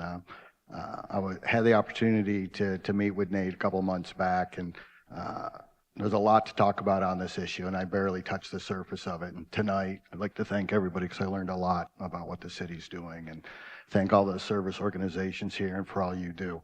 I know it's a complicated issue, and we're fumbling through to do it the best we can. We're never going to do it perfectly, but we're making a definite, serious effort, and that came through loud and clear tonight. A couple of questions, I guess, to put Nate back on the spot a little bit, a few things we didn't cover over coffee.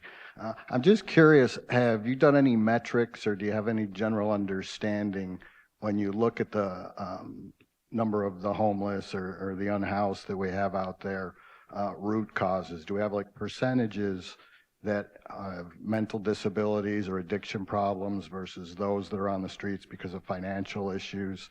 Or have we been able to get that kind of data, that kind of metrics? Because if we can understand the root cause, obviously, and I'm not teaching, as my wife says, how to teach your mom to have a baby, but you're an expert in this field. But if we have the root causes, we obviously direct our resources to the main problem. But if you can comment on that, and then I have a couple other follow-ups. Yes, sir. Good question. So every 2 years, the point in time count's done. And there are interviews that are conducted for each of the individuals that are contacted, and they're asked those specific questions. The general numbers, I don't have exact numbers, are around the 60 to 70% range, where folks either have mental illness, substance use, or co-occurring disorders in that way.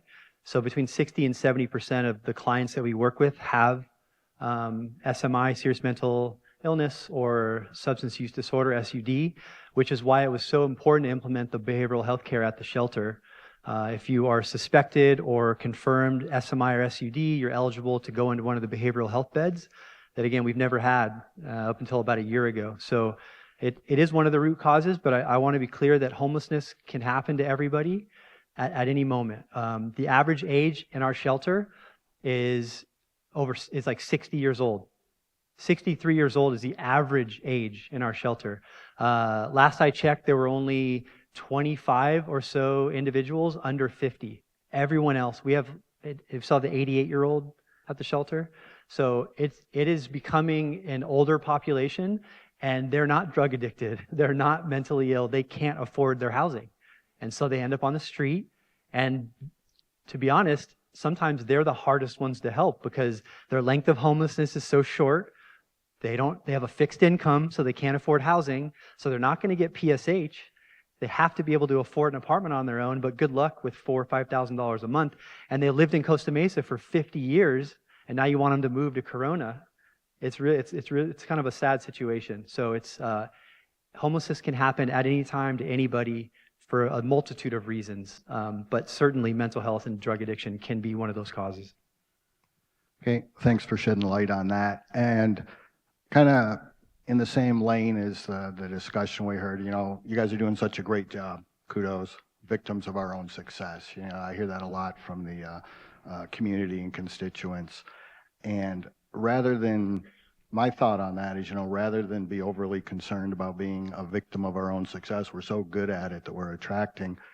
What can we do to get other cities and the county to up their game so that we aren't the go-to place? And we touched on it, I may misremember, but when we talked, there is some inner city or county or regional committee that where members or liaisons from the surrounding communities get together to discuss these issues. Could you elaborate on that? Am I right? And what can we achieve in those liaison type committees to encourage or to lend some of our knowledge to our surrounding communities so that they can up their game, so that we aren't the beacon, so to speak? Yeah, the system of care in Costa Mesa, and the mayor can speak to this more directly, but there was an attempt by the council to implement a shelter, and it was opposed very strongly. And it took us being forced by a federal judge to be able to do the amazing work that we're doing today. So unfortunately, a lot of times, if cities are left to their own devices, they will a lot of times choose not to do anything. But I also think it's important to point out that some studies have been done, and right, wrong, or indifferent, the numbers show that it costs twice as much to do nothing as it does to do something. So if you're a fiscal conservative and you're worried about the money that the city's spending on homelessness, just know that it costs twice as much to do nothing and then deal with the problem on the back end as it does to address it on the front end through prevention and folks that would be homeless regardless, and support those individuals to get back into housing. So it's a difficult situation because, again, a lot of cities don't want to deal with it. They lean on the county. Thank God we have a strong county support system who have presence in every city, all the 34 cities in Orange County, and they do a really great job. I see Kevin back here. I didn't see you earlier, brother. Kevin's a new O&E manager. He's a really great guy, and I'm excited that he's going to be managing that group over there.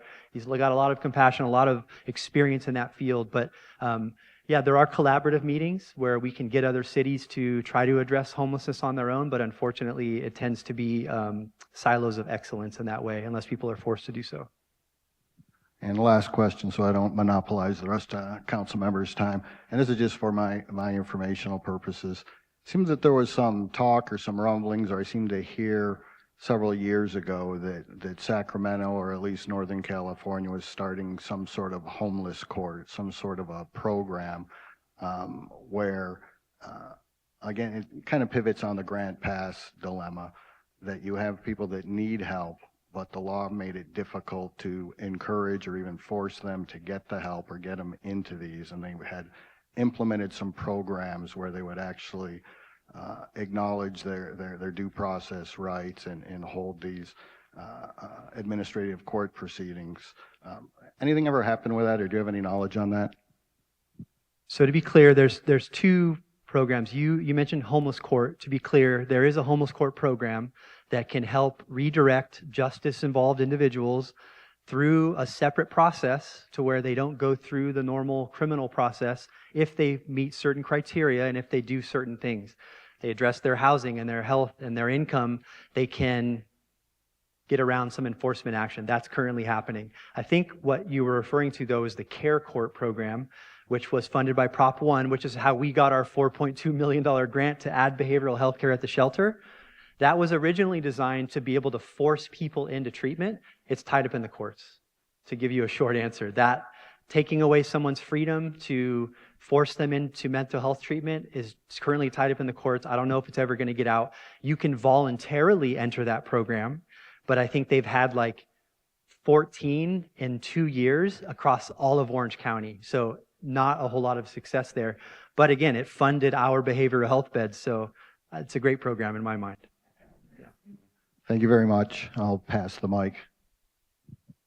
Thank you, Council Member Bewley. So I know you did address some statistics initially. I was wondering if you could tell us, out of the 34 incorporated cities in Orange County, how many are participating successfully in a homelessness shelter program? There's only 5 or 6 shelters in all of Orange County. There's a lot of cities that partner on shelters. Like, for example, the new shelter in Garden Grove is Fountain Valley and Westminster in Garden Grove, but it's in Garden Grove. Our shelter is here in Costa Mesa, but Newport Beach partners. There's a shelter in Placentia where it's the north, but there's 3 cities that partner up there. But as far as actual physical shelters, I believe there's only 5 or 6 in the entire county. So we are not only among the few, but again, we do it the best. So very proud. So this is kind of a rhetorical question, but does Santa Ana have a homeless shelter? Yes, they do. So do they partner with do any other cities partner with them? Santa Ana, I believe, has 2 shelters. They have the county shelter, but that's run and funded by the county. Yale, 450 beds, I believe, so a very big shelter.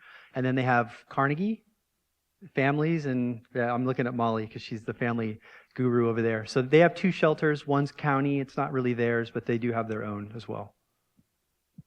Okay, thank you. So I do want to commend you. I don't think I've ever heard a more articulated presentation in the 6 short years that I've been here, and I have to commend what you've done and where you've brought this program with the help. It's not just from the council, but from the people around you, and I'm really glad that you're getting the support and encouragement that you needed, and it shows all the way around. The room's filled, and it's because of the hard work that you and your team are doing, and it doesn't go unnoticed. So thank you for that.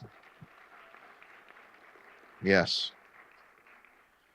So I heard a lot of things this evening, and I have a lot of thoughts about the unhoused and homeless. I have a brother that was homeless. He lived under a bridge. He lived under Slauson Bridge for a long time. He lived out of his car for a long time.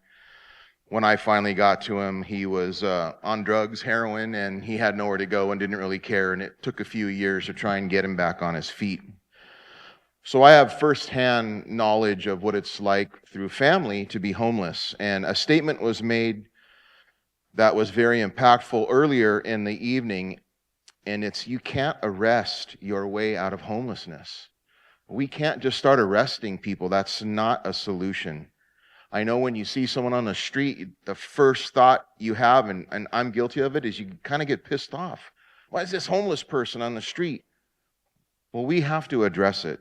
We are addressing it as a community. We're addressing it individually. What I'd like to say is moving targets are hard to hit. Goal-setting approach trends towards successful outcomes, and that's really what we're doing. As a community and as a city, we are setting the standards that other cities and communities should aspire to. It's proven here, right in this room. If we didn't, we wouldn't have the county supporting our cause, and that's something very important to think about. They're here, they're supporting us.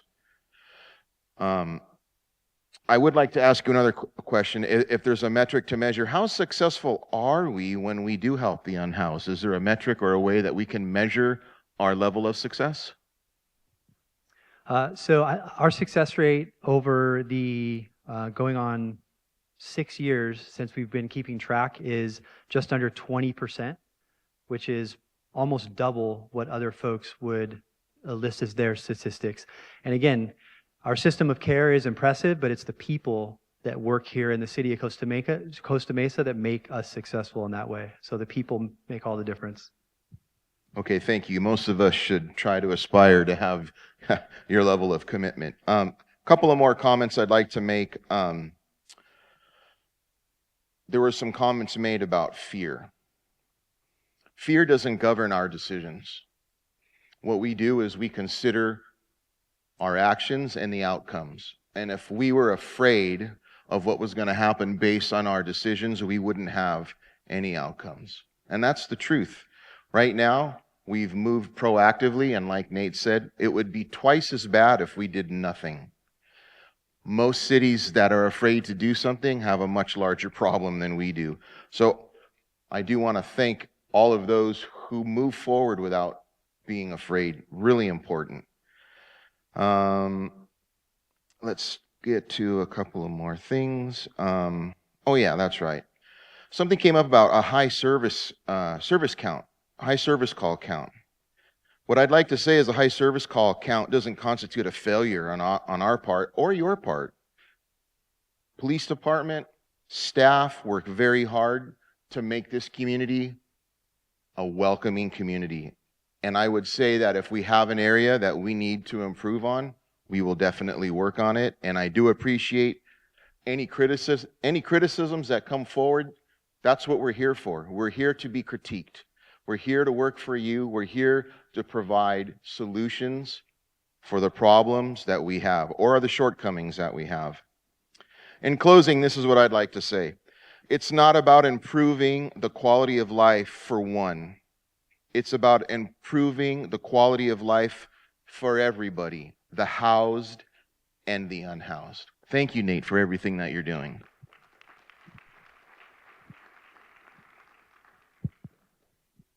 Thank you. I just want to answer a couple of the other questions that were asked. Mr. McNally, for a while, we were doing donations through the Costa Mesa Community Foundation that then benefited the shelter when there was a need.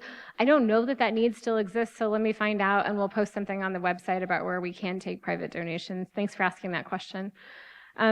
Ms. Sharp, I think somebody got a hold of you, but the neighboring initiative run by Raina, you want to raise your hand again, and the Trellis team does an incredible job specifically working with seniors and bringing community together to try to find ways that they can help clean up someone's yard, for example, or lend a little extra help when someone needs it. And I think it's probably the best run organization that's doing what you're talking about in the city right now. So thanks so much for bringing that up. I think the thing that I really want everyone to come away from this discussion is just the complexity of what we're trying to do here. It is not just about those facing poverty. It is not just about those struggling with mental illness. It is not just about those who are on the streets for a couple of nights. This is truly a spectrum of different experiences that people have, ways in which the city needs to respond differently. If it's a kid sleeping in their car or if it's an 88-year-old man in the shelter, that requires different things of the city and it requires different things of our providers. And that is what makes this issue so complicated. There is no just solve homelessness with one action, one ordinance, one nonprofit. It is a truly integrated system of care. And I'm so proud of what we've built. To Nate's point, yes, we were absolutely forced to build a homeless shelter as a result of that settlement agreement. We weren't forced to go double down on permanent supportive housing. We weren't forced to bring in Bracken's Kitchen or any of the nonprofits that you see here. We weren't forced to continue finding opportunities for that entire continuum to actually get built out of the city.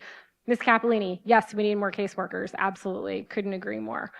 The things that we've continued to do have evolved over time. The tenant protection ordinance is actually something very recent that's come about because we think we're getting pretty good at some parts of that spectrum.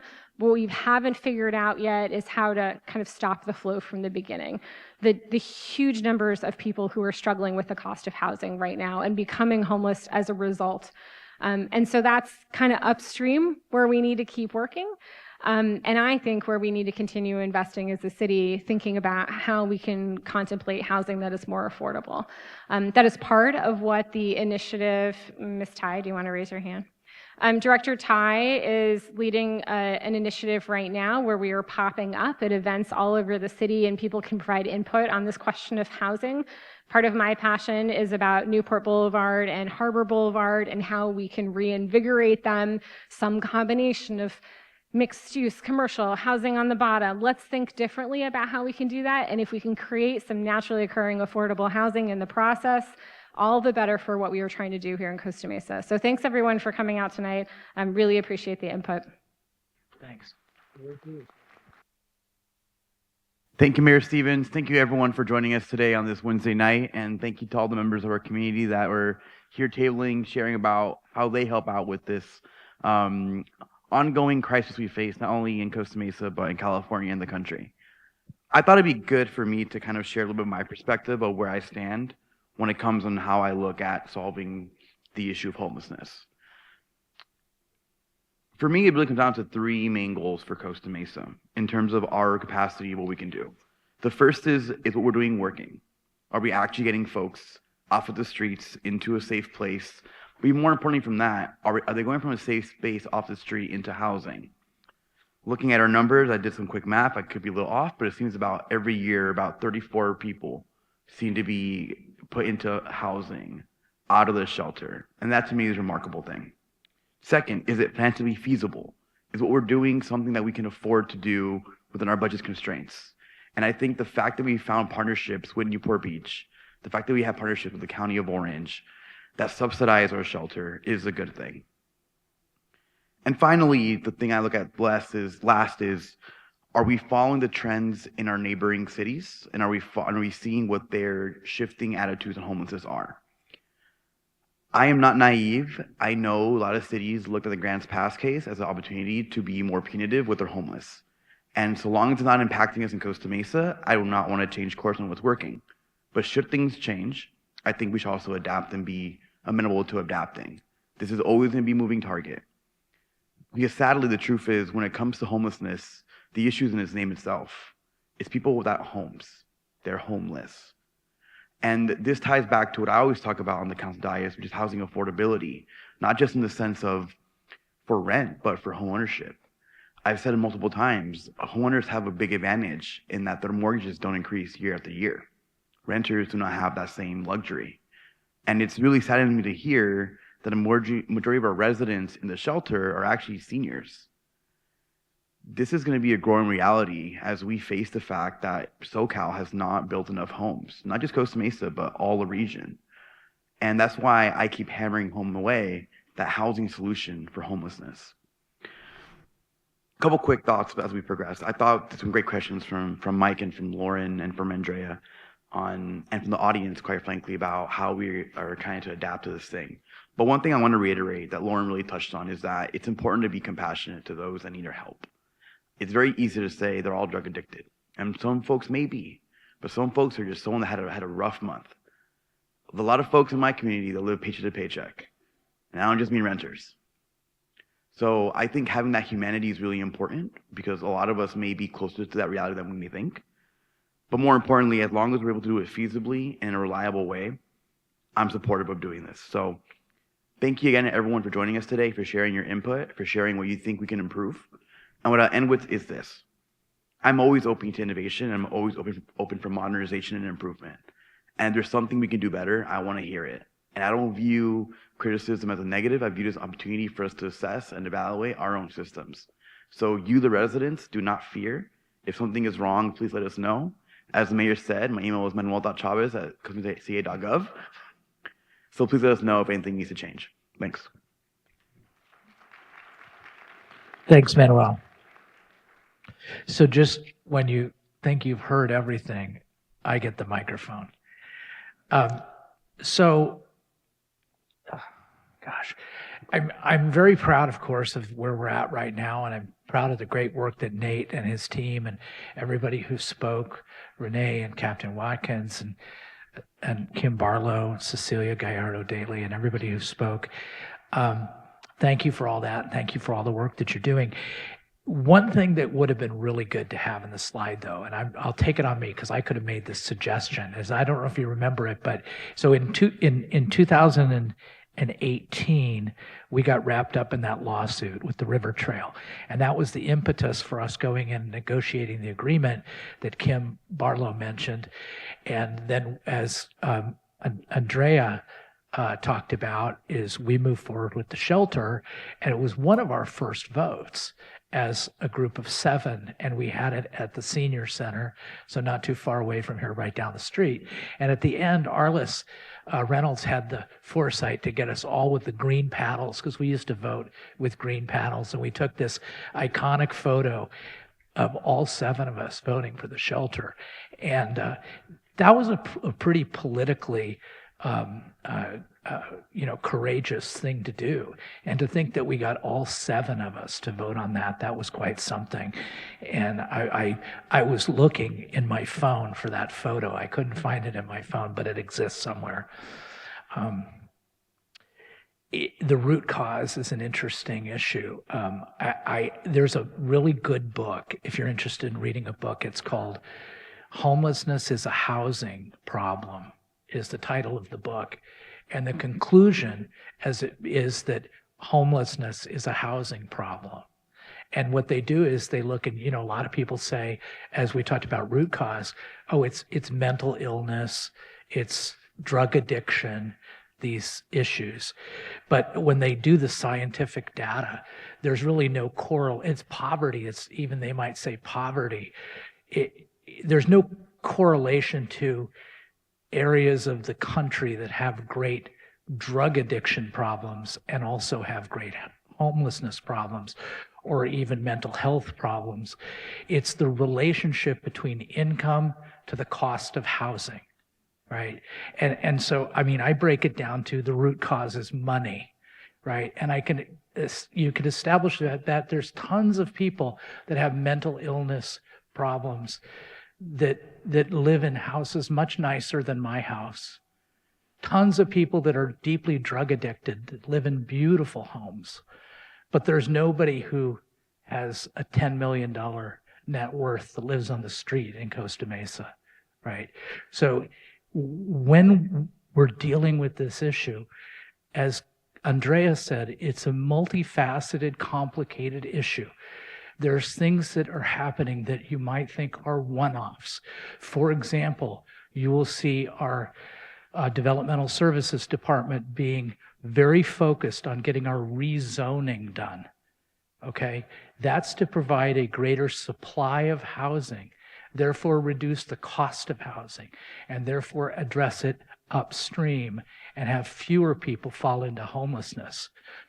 We heard about Fairview Developmental Center. At our next meeting, if you're interested in Fairview Developmental Center, we're looking at putting housing there, including a tremendous amount of affordable housing. That's all to address this issue upstream so fewer people, especially the seniors, fall into housing. Like my parents, they died at a late age. They were 97 and 94 when they died, and 19 and 22. And they had pensions. It used to be when, people came back from World War II and then they got what's called defined benefit pensions, and they had pensions for life and health care for life. And so they were able to live to a ripe old age, including my father, who was ravaged by Parkinson's disease for the last 10 years of his life. And he was able to live comfortably with health care, in-home health care, because of the benefits that were provided by his union and my mother's union. There's been a big pullback on those type of benefits, right? Our public safety, or actually our employees in the city of Costa Mesa, we're lucky to say get those defined benefits, but a lot of people don't. And that, I will submit to you, is one of the causes of, if not the primary cause, of why we're seeing old folks in our shelter. They just don't have the economic structure that they used to have. Okay, we have 2 permanent supportive housing projects. We put federal money into those projects.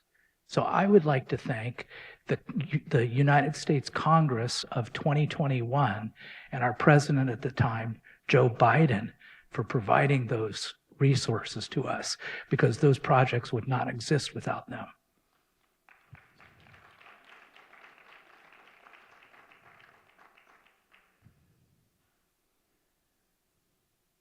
Okay. So people are on the street, they're in trouble. Our people minister to them, the various folks. Remember, keeping, like when Lauren talked about his brother, keeping these people alive is the main thing, right? Every saint had a past, and every sinner has a future. Let's keep people alive, warm, safe, and dry in our town. That's what we're trying to do together. God bless you.